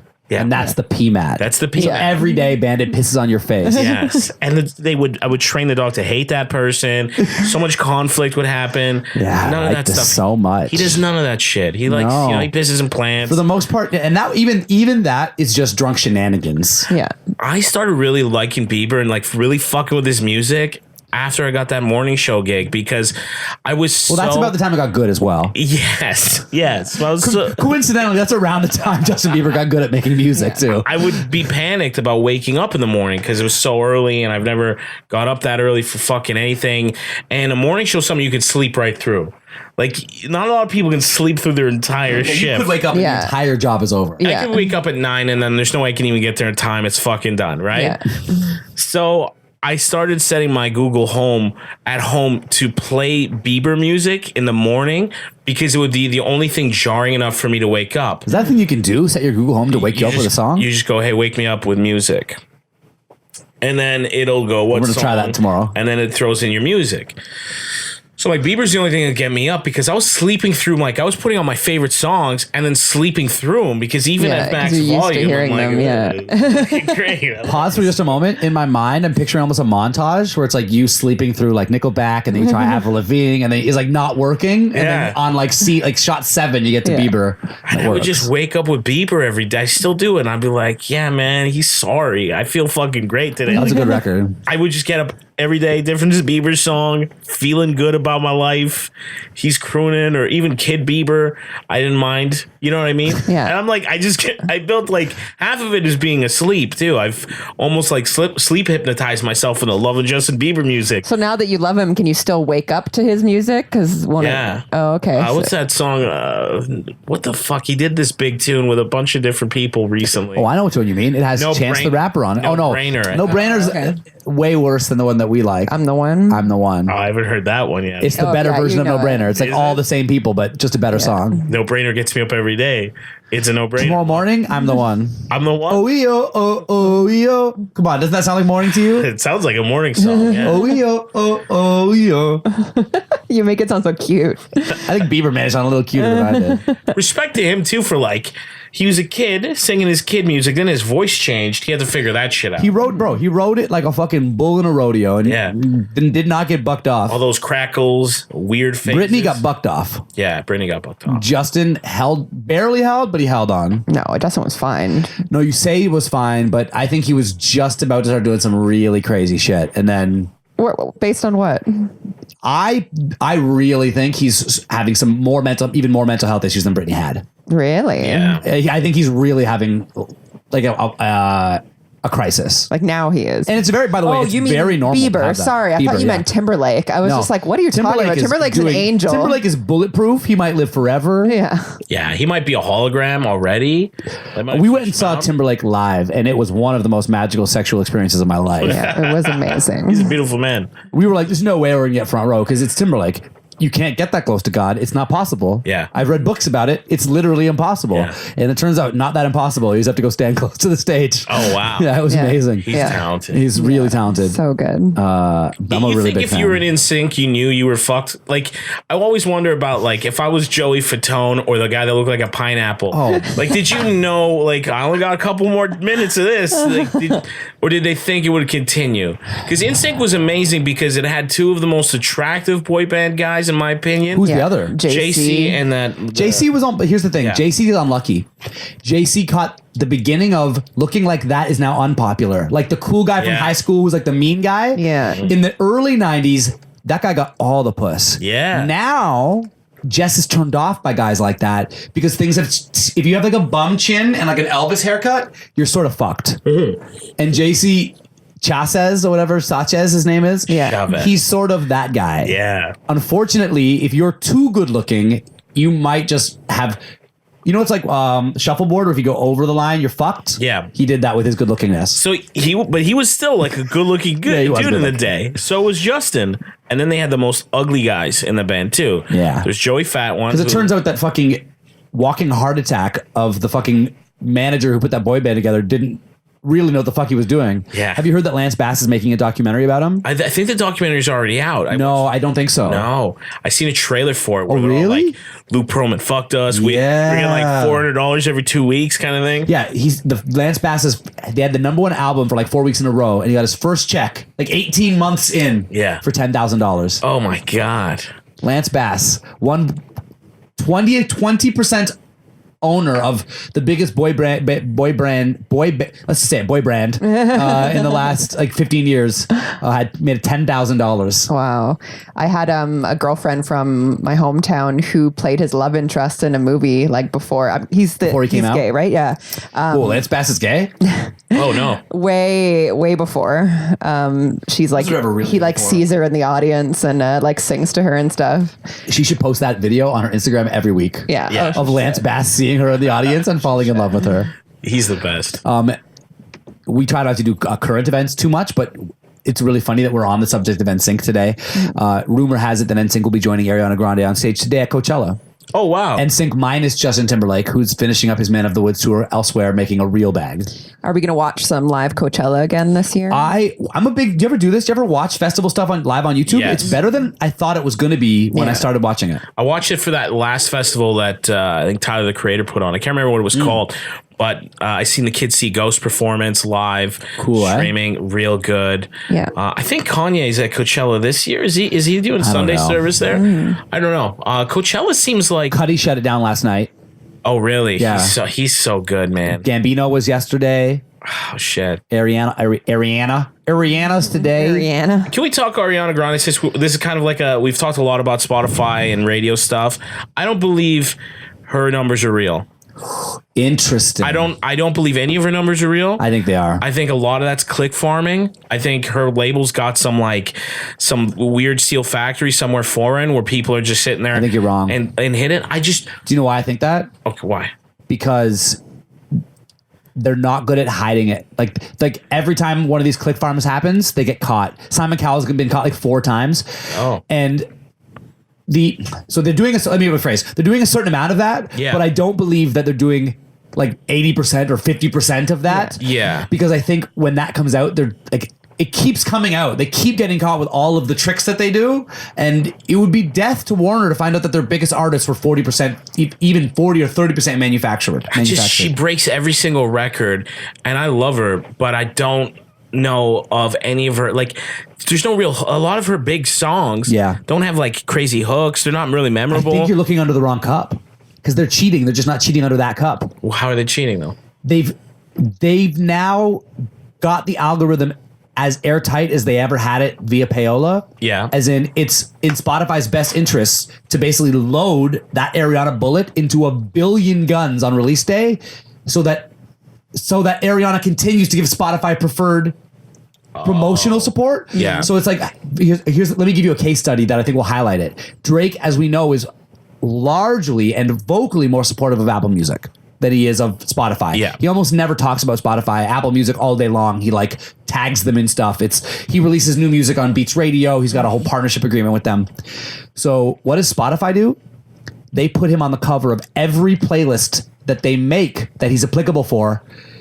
Essentially being like, it doesn't matter that he doesn't work with us. Yeah. We work with him. Respect. Mm-hmm. And so with Ariana, it's a little more give and take because she's not fuck you Spotify. Yeah. But it's the same thing where it's like we want Spotify to be the home for Ariana because Ariana has 250 million people who give a fuck about her. Yeah. So we want them to all come here.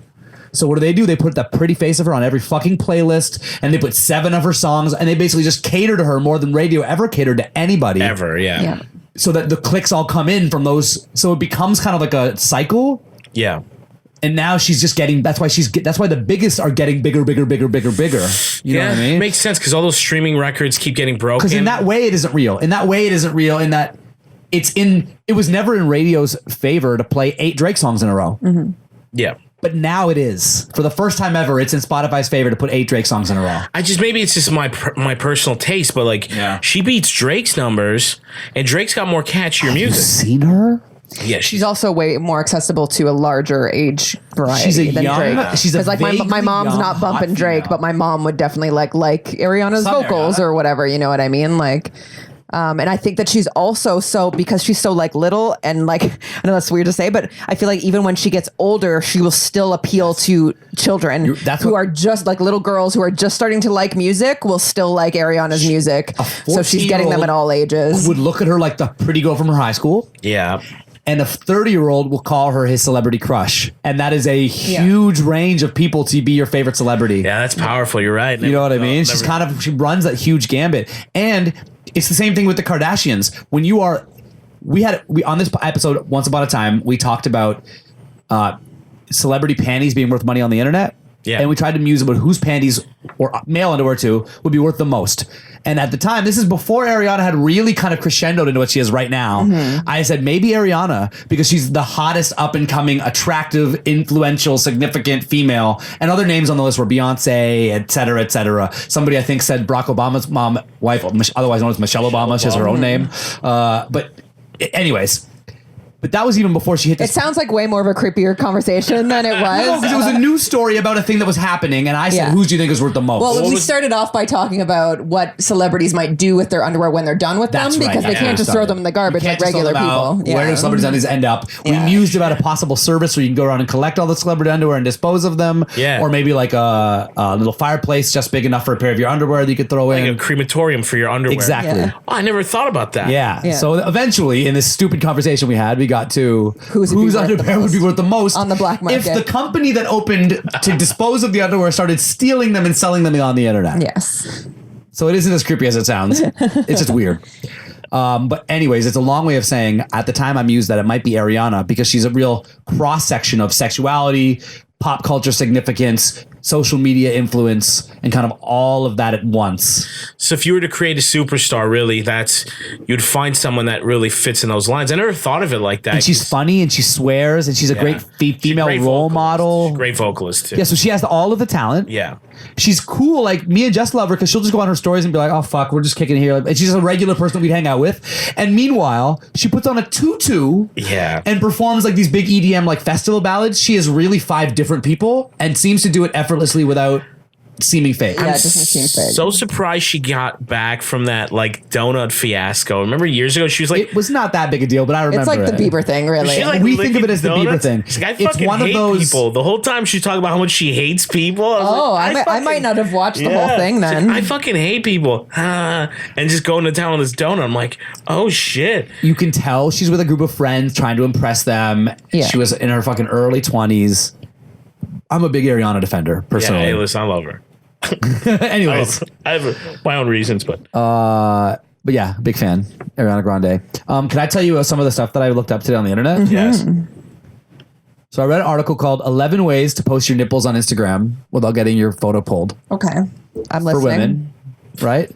We're big advocates here of Free the Nipple. Let it go. What are your thoughts about nipples? Hey, love them. As long as they're not on your elbows or anywhere weird. Yeah, You know that's what I weird, mean? eh? You're like a nipple. So if somewhere I in had the a back. elbow, a nipple elbow, an elbow, would you Yeah. be like, oh, put that away? I would like, yeah, I would Wear a look long at- sleeve I t-shirt? would look at it, but I'd be also like, I would be very uncomfortable saying goodbye. All I would think about during this interview is like, how am I going to say goodbye to him? Do you grab elbows while you say goodbye? Well, no, because sometimes Very like Roman of you. Like there's a lot of different ways to like say goodbye to someone. You could hug it out, you could dap it out, you can kind of do like the side. you might rub my nipple. I'm worried that would touch your elbow nipple. I'll tell you, it's a disadvantage when it comes to arm wrestling. Yeah. Ow. Don't want that either. yeah. Okay, so 11 other ways other than putting your nipple on your elbow. And by the way, there's not actually 11 because some of them were just so bad I edited down to the good ones. Yeah. So there's like 5. The first one, you could post a zoomed in shot so close of your nipple that people can't tell what gender it is. Like on the Instagram account genderless_nipples, where they post nipples every day, but you can't tell what gender it is, so you can't Amazing. flag them. Oh, wow. Because they're so zoomed Okay. in that you can't tell, and it just That makes makes me the point so every angry. time that you just Yeah. don't know what gender it is. So Yeah. it's okay because you can't tell. Yeah. One nipple a day. You know. Number 2, you could draw your nipple because a drawing of a nipple is okay, Yep. but a photo of a nipple again, just to reinforce, of a female nipple, Yeah. not okay Okay. for obvious Okay, reasons good that we don't times. need to explain here. Under a see-through shirt, so if you can see it through a piece of material, it's okay to see your nipple. Really?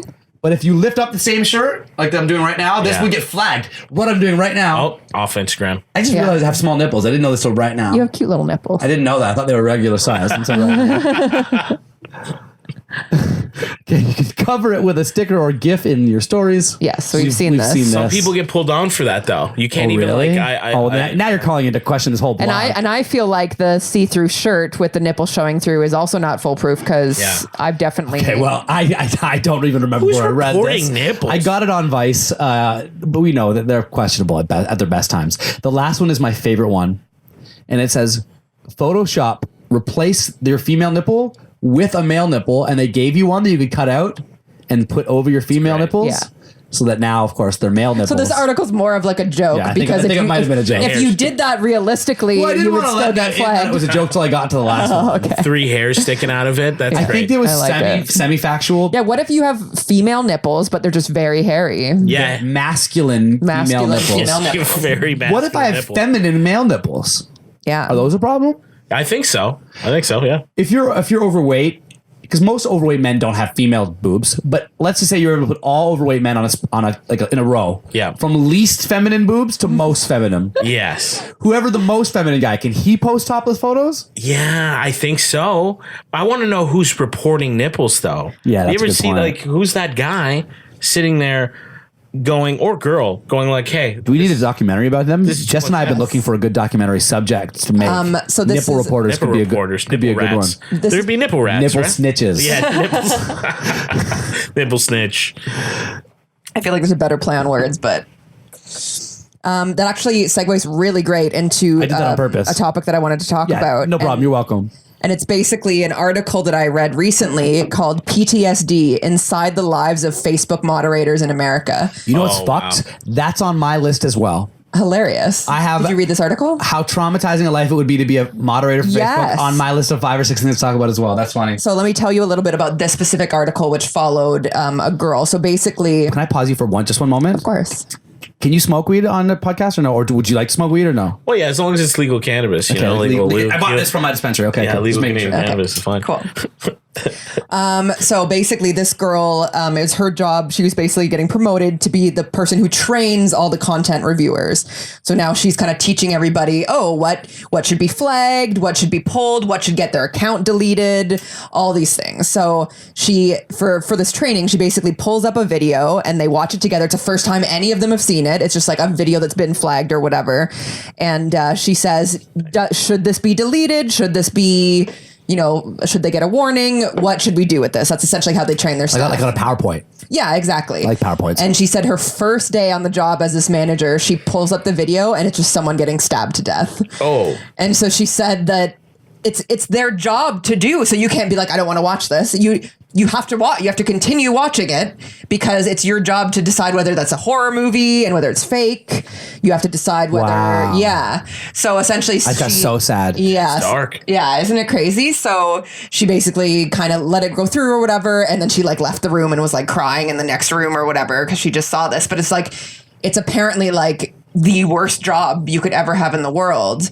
And on top of all that, this person who wrote this article kind of studied how they're like the staff there are using like sex and like doing drugs in the bathroom and stuff as like a way to release from like this constant Wow, negativity. So they that's so like constantly, fucked up. they constantly see the staff having sex in the stairwells and stuff because it's like they're like dying to feel something other than sorrow, essentially. Wow. Crazy, right? you know what's awful also is those people aren't really employed by Facebook.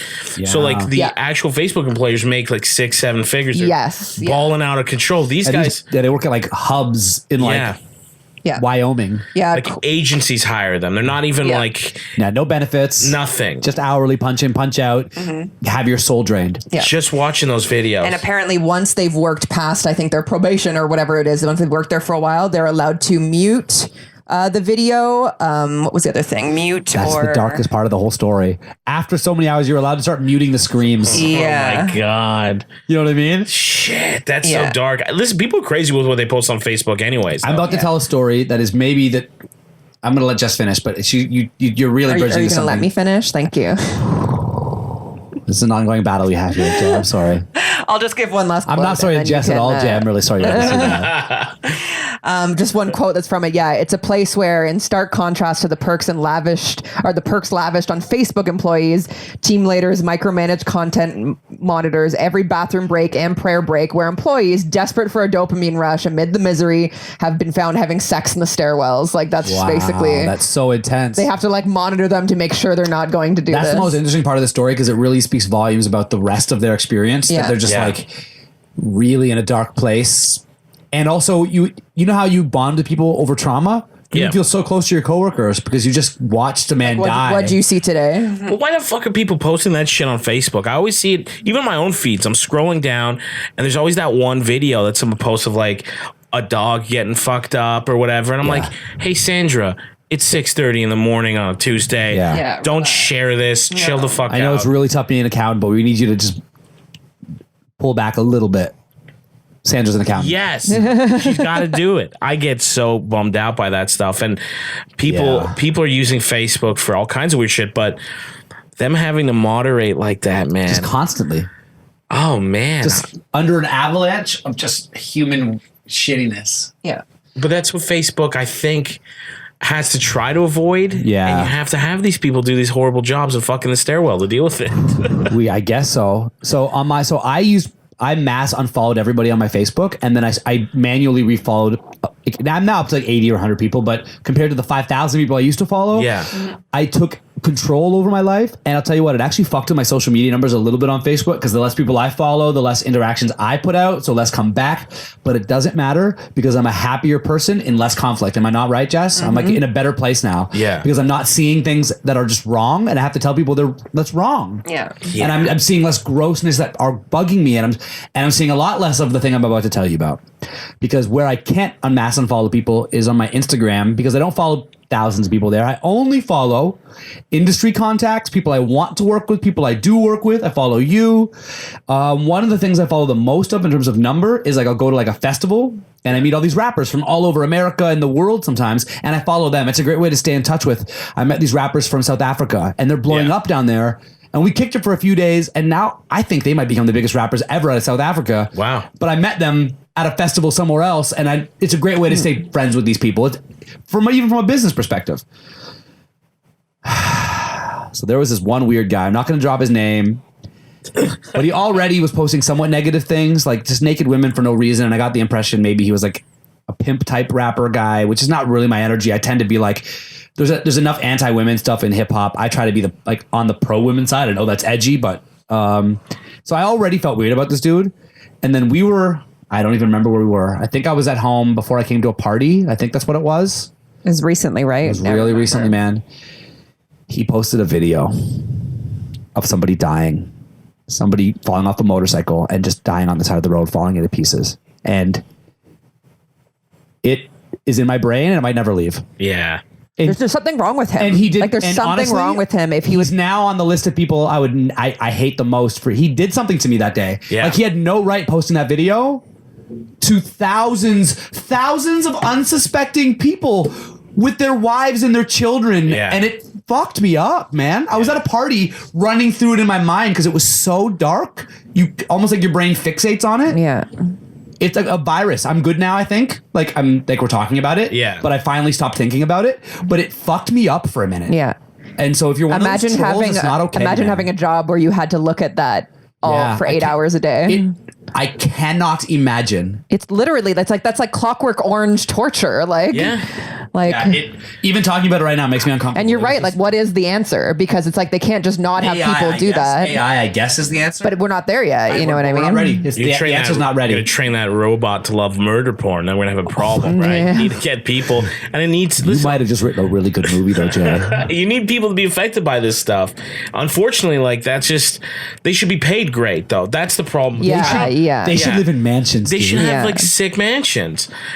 That's You might have written another really good movie right there, Jay. If you want to be able to, like, you know, sneak in a DM, someone slide into their DMs, do some creepy shit online, make fans, make friends, there's the good comes with the bad, and you're gonna have these bad people on there sharing bad shit. There should be a moderator tax. We need MST. Yeah. You should lose your shit for that, or have to pay a tax, Yeah. or have to pay to get back on. Yeah. And hook these guys up. I with some completely extra agree. cake. I think a lot of the stuff is way too lax. For example, and I know we might have even talked about this one before, but like if a guy sends me a dick pic and I report it, nothing happens. And I'm just like, why is this person not getting it? I don't even want his account deleted immediately, but give him a flag that says, if you send 2 more dick pics, permanent delete. Yeah. You can't just send someone a picture of your penis and we see in the messages that she did not request it. You know what I mean? Like, It's right there. yeah, that was the first message to her was a penis, you know, Today, like a guy messaged the N-bomb to lyricvids.com. Just that. just one word. Yeah, and I was smoking a joint waiting for Jay earlier. And so I fancied, I was like, oh, you have a really sad life. Mm-hmm. I mean, it's not going to help anything, but I was just like, who just sits on their phone and looks for people to just, I'm like, it's not even clever. It's not even clever trolling. No. It's just the lowest common denominator of things you could say that would just make anybody mad. And I shouldn't have, but I sent him like a good dozen messages. And I was just like, you cannot offend a stranger with that word. But I want you to realize we all just block you and you have to keep on going being you. Yeah. The kind of person who just sends the N-word to strangers. Yeah. That's the worst part is that I'm about to block you and then you get to keep on just being that guy. I would urge you to just don't respond because I think people like that are looking Instagram. Yeah, no, that's fine. I'm pretty sure because he sent it like 8 more times as a reply. Yeah. And I flagged each one of them. Yeah, he's again, I was smoking a big juicy joint. I wouldn't just do this for no reason. He's loving the fact that you're responding because I've had guys say terrible things to me, and if I respond, they're like, "Oh yeah, you're mad," you know what I mean? And I'm just like, "Oh, I just made it worse." They love that I'm responding. Like, but part of me going all like psychoanalyst, being like, it must really suck to be you. Even if he's like, yes, they replied. I feel like 1% of them is also like, it does. Yeah. It does. But then I would say don't send the 12 messages. Just send one that says it's really sad to be you and then block. Yeah, I just want to rewind for a minute. Like, what would back to the unfortunate, like, unsolicited dick pics. Yeah. What would be the penalty if someone snail mailed you a dick pic unwanted? Like someone like sent it in the mail. Yeah. Yeah. I think they could get in a lot of trouble. That's like illegal, right? You would get like digital laws do lag behind physical laws. Like the government struggles to make them exact, you know? Yeah. Like I can understand how like, okay, one snail mail penis photo, you'd have to go like, I do not want this ever again. But so many girls are getting so many unsolicited just pictures of their dick. You cannot show your dick in real life to anyone without their consent, as it should be. But on this digital, we give so much, like on the digital platform, your digital life, you can just be a piece of shit. You can be a piece of shit. Showing your dick off, sending your dick around. I really value the freedom of the internet, but it is weird. Just give an example, and I hate to. I'm never the guy that was always like, women don't have it bad, because they absolutely have it the worst. But let me give an example that has nothing to do with gender that I think tells the same story. Yeah. I've received death threats with gun emojis, and when I showed the police, they're like, not a lot we can do. And you're like, what do you think the gun emoji means? Yeah. Yeah. Do you know what I mean? Yeah. It's in a lot of ways, it's more scary or dangerous than the equivalent internet catcall at a woman. Yeah. And the police are just like, let me be real with you, brah. We're not really good at this whole internet thing. We don't really know who's who, and we don't know what accountability means on. And the cop was just, to me, was like, it doesn't really work that way on the internet, bro. So stay safe, and like rolls out. And like that's man. So it's tough, man. I think they struggle. I think they don't know how to wrap their head around the internet. Another similar thing too, not to get too much into it, but you had a fake profile made of you that used my photo. So basically they're trying to make it look like him, because I think at the time you had my photo as like your cover thing. So it's like a sexy picture of me or whatever. And then it was like pretending to be him. So we both reported it saying, this is not him. Not only that, but he's using my photo, or whoever it is, he's using my photo. Identity. And they essentially, it was Twitter, and they messaged us back and said, sorry. They've broken none of our rules. They didn't break any of our rules. None of that's a rule. That's what's so wild to me. Yeah. I like Obama said this years ago, and at the time I thought it was shit, but about how people should have to like literally have a license to go online. And I think the world would be a better place if we had to really check in. Like, we couldn't have the anonymous platforms, the programs. And I know like there's a lot of arguments against this. That's tough, eh? But there's a lot of people right now that are getting, and this is going deeper, but a lot of people are getting radicalized by all kinds of ideologies, different ones, all over, like incels and fucking terrorists. Both ends are getting really radicalized on these anonymous online all over the world, too, not just here. All over the world. Yeah. All walks of life. More countries are nationalistic right now than they have been in like 25 years. And it's happening because people are just saying crazy shit on the internet, and anonymously nothing happens. Do you know what the rule, I think, I would do one thing before I would go that far. Do you know what the rule I would change first? We need to make misinformation illegal.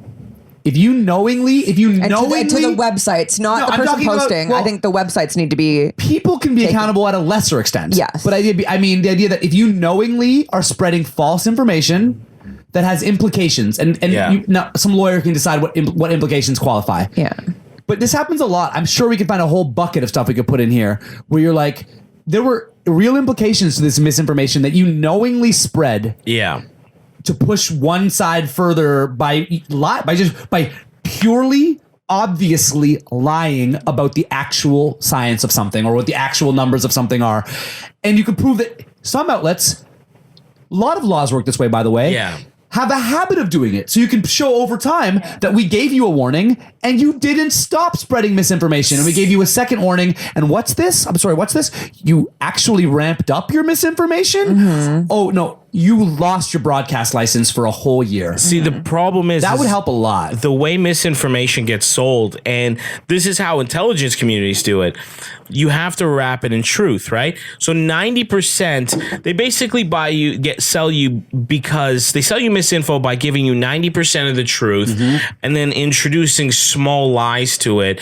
And what this does is the same thing a drop of piss does in 1,000 gallons of water. You're right. It makes it kind of piss, right? Like, No, you're totally right. If you had your own like ill vibe, like water tower, and it's got thousands of gallons of crystal Once clear in a water, while, Jess pissed in it. By the way, which she does do when she's in pools of water.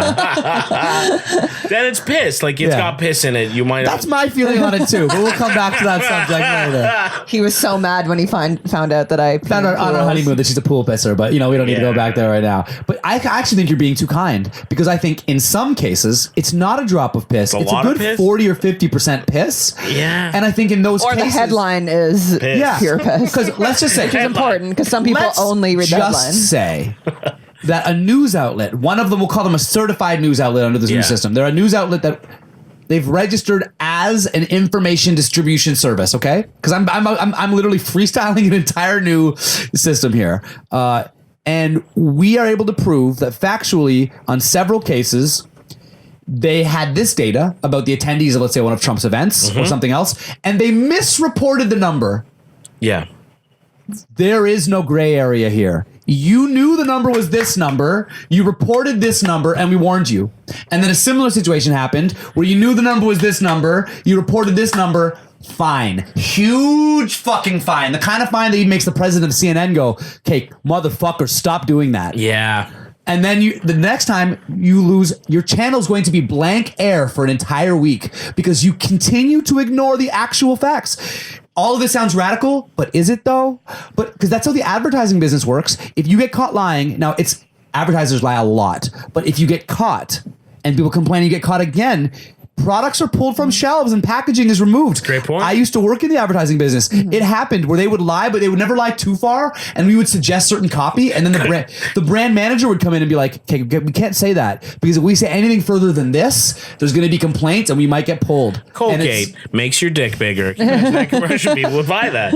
Is that not true? I've been using Colgate for a long time. Ow, that would burn. I think Jess has been buying smaller rulers. She's been making new rulers that are slightly smaller than the old ruler. Have you been doing that, Jess? Because I feel like I'm getting bigger. I work with a woodworker who like custom makes rulers. That's love. That's love right there. But one thing we do here at Damaged Goods Podcast is we assume we could solve really complex problems and really quickly. I feel like that's one of them. Yeah. So what would happen with that, unfortunately, is that the wrong people of power would be in charge of hiring the people who run that whatever, and then they would get to decide what's considered not true and what's considered true. Do you know what I mean? Like, of course that would happen. Lobbyists fuck everything up, You don't they? should have to eat more shit than they do now for getting things so wrong. Like the Iraq War was one of those things I remember back in the day that we just got lied into 100%.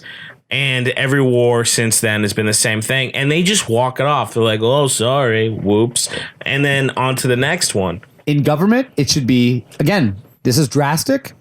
If you get caught lying, and caught lying is tough because we'd have to prove, like with audio tape or like you replying to an email or something that you knew something and then lied about it. Yeah. Never can work in any government ever again, ever, under any circumstances. Yeah. Sounds extreme.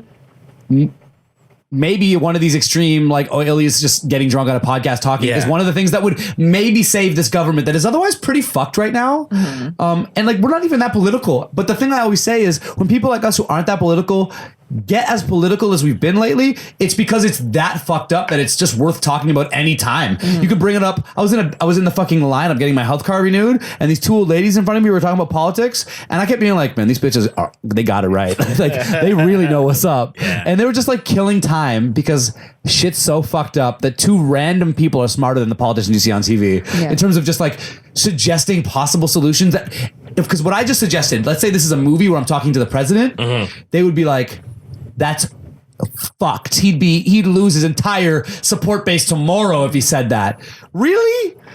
100% accountability, he would lose his support base for. Why is 100% accountability a punk rock idea? Yeah. Do you know what I mean? Totally. In a lot of ways, I feel like that's just how mixed up shit is. I think it's because like, everyone has like that inner guilt themselves, so they never want somebody else to be you're held to fucking that right. standard. That is part of what it is. Yeah. We all be lying and doing fucked up shit. So the idea of being like, let's set a precedent where lying's completely off the table. Yeah. I think we're just honestly, we're people in general nowadays, North American society, where we're so overworked and stressed that we're just letting more shit slide politically, and we're just like, life's more complex. Life's way more complex. It's you really have to stay on top of things, especially if you're an American. You're worried about like, what the fuck do I do if my kid gets sick, if we don't have the right health care? Everything's they're just letting so much slide. And if you like, I can just use Canadian politics as an example, but I feel when they do that question answer period, like if this was a place of business as opposed to a political house,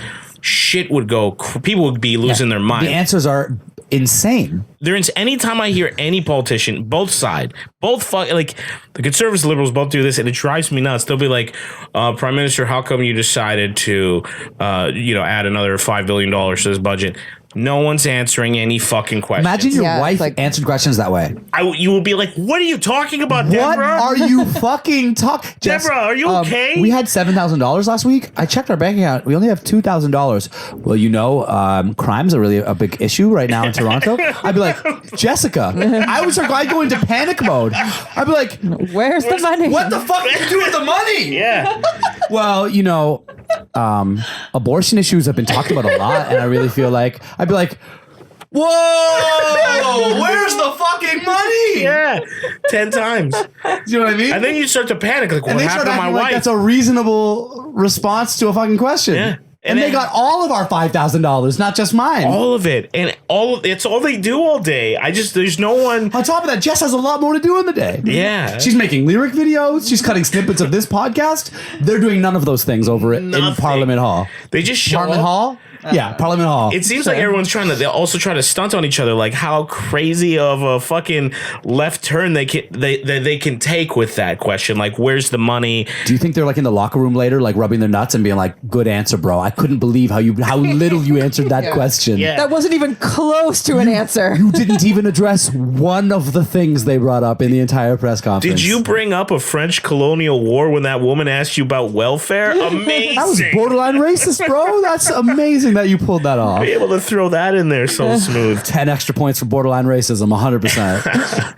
And what are we going to do about it? Everyone's just trying to make a living, put two and two We together. are all way too busy for a revolution, let's be honest. 100%. Yeah. We can't afford one, man. I'm still upset that my Instagram likes going down. Yeah, I'm not ready for a fucking revolution. The internet has brought a lot of political issues to light too, because we have so much information. But at the same time, it's like we're really preoccupied with, you know what I mean, inwardly with the internet. That it's like we're not going to start a revolution. I also heard on a history podcast, I think it was Dan Carlin who talked about this, who said, when life is good, people don't revolt. And even with places in America where life is bad, because I know that we have it good here. Like we live in the GTA. It's the greater Toronto area, capitalized great. You know what I mean? Like it's a good place to live. There are places that aren't as great, but even there, it's too good to start a revolution. Yes. Do you know what I mean? Yeah. Like if you live in, let's say, somewhere in the Midwest where an auto plant went out of business recently and things are pretty fucked up, it's just barely worth being like, "Hey, Malcolm, you ever thought about revolting?" Like just there are they like kind of willing to talk about it? Yeah. But anywhere else, it's just too good. It's getting close, though. That's the thing. I think we're getting closer. You can feel it. There's a vibe in the air and we're getting closer to that than I think has ever been really considered. One thing that concerns me too about the future is how easy it is to get bought off. Like even myself, I remember I would talk a lot on air about how Subway was real shit. This was back in the day when they found out that they had like fucking yoga mat plastic in their bread. Oh my God. And then Subway found out about it and sent me $100 in sandwich cards. And like, good. I was like, wait a second, though, this Southwest chicken's fucking all right. And like, I'm like, and I didn't. I ate the subs. Yeah. and I didn't feel good. I realized. Like physically or spiritually? Listen, we had this one promotion one time, and this was right before I started shit talking Subway, where Subway was like on the old program I was working on. Every day they would cater our fucking lunches and dinners, and it was because they were doing this promotion. And it was so funny. And like at the time, like no one's making any money. So we're really depending on that lunch and dinner as a Subway sandwich. And it was so funny seeing like the 5th day of a team of people who their lunch and dinner was fresh Subway, watching them like rapidly deteriorate. Like people were like losing chunks of skin and shit. Yeah. Chunks of skin. Like an eyelid fall off. It was dark. I felt worse. It's a little known fact that leprosy and Subway restaurant locations, you lay those two maps on top of each other. Yeah. I've never felt worse in my whole life, and I got hooked on Your drugs. face starts to look like cold cuts for a reason, you know? It's funny. A similar thing happened to me too. I found a piece of cardboard baked into the bread, like a large piece, like that big, of cardboard baked into my Subway sandwich bread, and I emailed them about it or whatever, and they sent me a bunch of free cards. I stole Subway gift cards for years from an ad agency I worked at. See? Yeah, so just so you guys know, I got one in on them, probably for a good like $2,500. Oh, good for you. But it's a good thing that no one from Subway listens to this podcast, or would possibly. The amount of research that would take to dig my government name up and then go on my LinkedIn. I'm actually giving those steps away right now as I talk. So, but for $2,500 in sandwich cards, I'm willing to always love Subway. Can I tell you something? Can I tell you something that makes it even funnier? I'll tell you a lot about me as a person, as a human being. I don't even like sandwiches, and I still did that. How don't you like sandwiches, though? He doesn't like any sandwich. Do you want to hear why? I don't think I've talked about why on this podcast. Don't like sandwiches. Let me tell you about why. My mom loved me a lot, okay? That was not the issue. But she had me very, very young, and I would say she cut some corners along the way. Mm-hmm. You know what I mean? That's a good way of saying it. Like sandwich corners? No, she cut no off? corners on my sandwich by cutting corners in my childhood. Okay. You know what I mean? And so from like junior kindergarten up until I don't remember what year, but at a certain point she got hip to the fucking trend of what was going on, and she stopped making me these sandwiches, and also our relationship deteriorated shortly thereafter. But she made me sandwiches every day, 7 days a week. But that's pretty normal. No, hear me out. When I'm done, if you still say that's pretty normal, I'm happy I'm having kids. Okay. So far, my mom made me sandwiches every day. What a witch! I like her so far. She made me the same sandwiches every day for about 10 years. Okay. Yeah, like you're like 4 years old to like I would say like to like 11, so like 7 or 8 years. Okay. Were they dope though? No, it was like bologna and cheese sandwich, and then next day is peanut butter and jelly, and then back to bologna and cheese, back and forth. A little bit of variation. Or I could just have just cheese if that's what I wanted. She wasn't like a full on Nazi, but but she wasn't about to be like. No, if I had really demanded another thing, she probably would have got me another thing. But it was these fucking sandwiches constantly. And in the beginning it was okay, but then you get food exhaustion, food fatigue. Yeah. And I was like, Mom, I can't have these sandwiches anymore. Can I have some other things in between? And she just wasn't about it. That was extra work that she wasn't trying to have to think about my food fatigue. Yeah. And so even though we've had talks about it, I'm like, I can't have any more bologna and cheese. I've had 5,000 of them and I can't have any more. And baby, you know me with food. I'm like, when I'm kind of over something, I can't have it anymore. Yeah. And then I get to school because you wake up in the morning, you're fucking 9, you rub your eyes, you get your fucking, and then you open the thing and you go, it's now 11:45, and for the first time it occurs to me, oh, did Mom listen to what we talked about? Nope. No, you got sandwiches. Bologna and cheese fucking sandwich again. Sandwich. And so by the time I moved out at 16, I just after my 16th birthday. Is that why? No, but by the time I moved out, which is probably when I stopped having sandwiches, Yeah. I had hundreds of thousands of those same white bread shaped like a fucking whatever that shape they decided bread should be in. You know what I mean? Mm-hmm. Where it's like square on the bottom but round on the top. That's weird. Let's talk about that later. Yeah. But with like circle bologna, like the shitty kind, and shitty sliced cheese, little mustard, and shitty margarine. No mustard. Margarine? Oh shit. Just shitty margarine, and like a little bit squished, and also sitting in like Tupperware. Where it's like a little like the condensation. Yeah, so it gets a little moist. It's just not in its finest form it's ever seen. I'd smash 7 of those right now. So, and amazing. Let me add to it that my relationship with my parents was pretty volatile. Yeah. We were Italians, we're Sicilians, and my mom was Irish, so we were pretty volatile. So if I were to come home and not eating my sandwich, I might liable to catch a smacking about Yeah. it. So what I started doing was coming home from school, realizing I hadn't eaten my sandwich because I started sneaking off the property and running to like the local mall to eat and shit like that. And then I would duck, because by the way, I also got a job as early as legally possible because I'm a hustler. And as I turned onto my street, there was one of those little electrical boxes, the thin ones and then the big square ones. Okay. Can you picture it? Yeah. And for some reason on this one, it's like they had removed a third thin one. Mm-hmm. So there was like a hole. Yeah. And I would drop these fucking sandwiches in this hole so that I wouldn't catch a smacking for not eating these fucking 5,001th bologna sandwich. There was a really happy raccoon on your street. No. Years later, my this is kind of foggy now, but my neighbor said something to the effect of, one of these stupid kids in this neighborhood keeps dropping sandwiches in the hole on my fucking lawn. And like at like some like neighborhood barbecue, I heard him say it. And I remember being like, oh my God, because every day I'd go back the next day and the sandwich was gone. So I assumed some animal ate it. I'm 9, I'm 10. Like I'm not really that worried. As long as the sandwich is gone the next day, I don't care. Yeah. You know what I mean? But then when they said it, it had suddenly occurred to me that somebody had been picking them up for years. And they must have honestly thought there was like a sociopath in the neighborhood. It was like planting sandwiches in their like lawn. So funny. So realistically, I do not eat sandwiches. I have not eaten a sandwich since that day. that guy has more of a case to hate sandwiches than you do. So if he still likes sandwiches and you don't, then like The case of the reappearing sandwich. Yeah, every drawer he opens has it inside. Yeah, like he's like just Somewhere in his basement, he has pictures of them. You know what I mean? And he's like, what time of day he found each of them. So with like strings connecting them.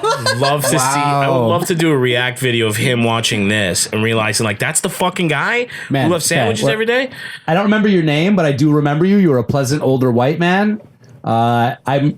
There's a lot of pleasant older white men in my neighborhood. I was Barrie, Ontario. I'm really sorry for planting so many sandwiches in your lawn. It was sort of child abuse, and I was doing the best I could. Yeah. Did you just cheers to him? Cheers to me, bro. Congratulations. I think with that Those ads. we're gonna close out. The show. What's your social media? It's DJ Brody. At Yes? DJ Brody on Instagram, Twitter. You're super funny. I showed Jess. I loved your whole pizza wall fucking Yes. Instagram story. Thanks. So shit. good. Killed About us. that shit. It was well, they're fucking our whole culture up, and it really needs to be talked Stop about. taking it. You know what bothers me so much? Real quick before we wrap No, it no, up. yeah. Hey, fuck you, Dr. Octor, by the way. Dr. Octor, who's this crazy Nazi doctor? Who's like a Nazi, like a legitimate... Was he a real Nazi? He's a real Sounds like fucking evil Nazi doctor. Wow. And now there's all these like borderline, I consider them racist Italian style pizzas this motherfucker puts out on all the stores everywhere. Yeah. There's one in particular which I'm loving this. which blows my mind. Every time I see the box, I want to whip it across the Shoppers Drug Mart. His pizza's called Pane Bello. So it's like Dr. Octor's Pane Bello, and that's a name of something you would only name this Pane Bello if you vaguely wanted to sound Italian, but you weren't. You were actually evil. yeah. Right. Pane Bello translated means like beautiful man bread.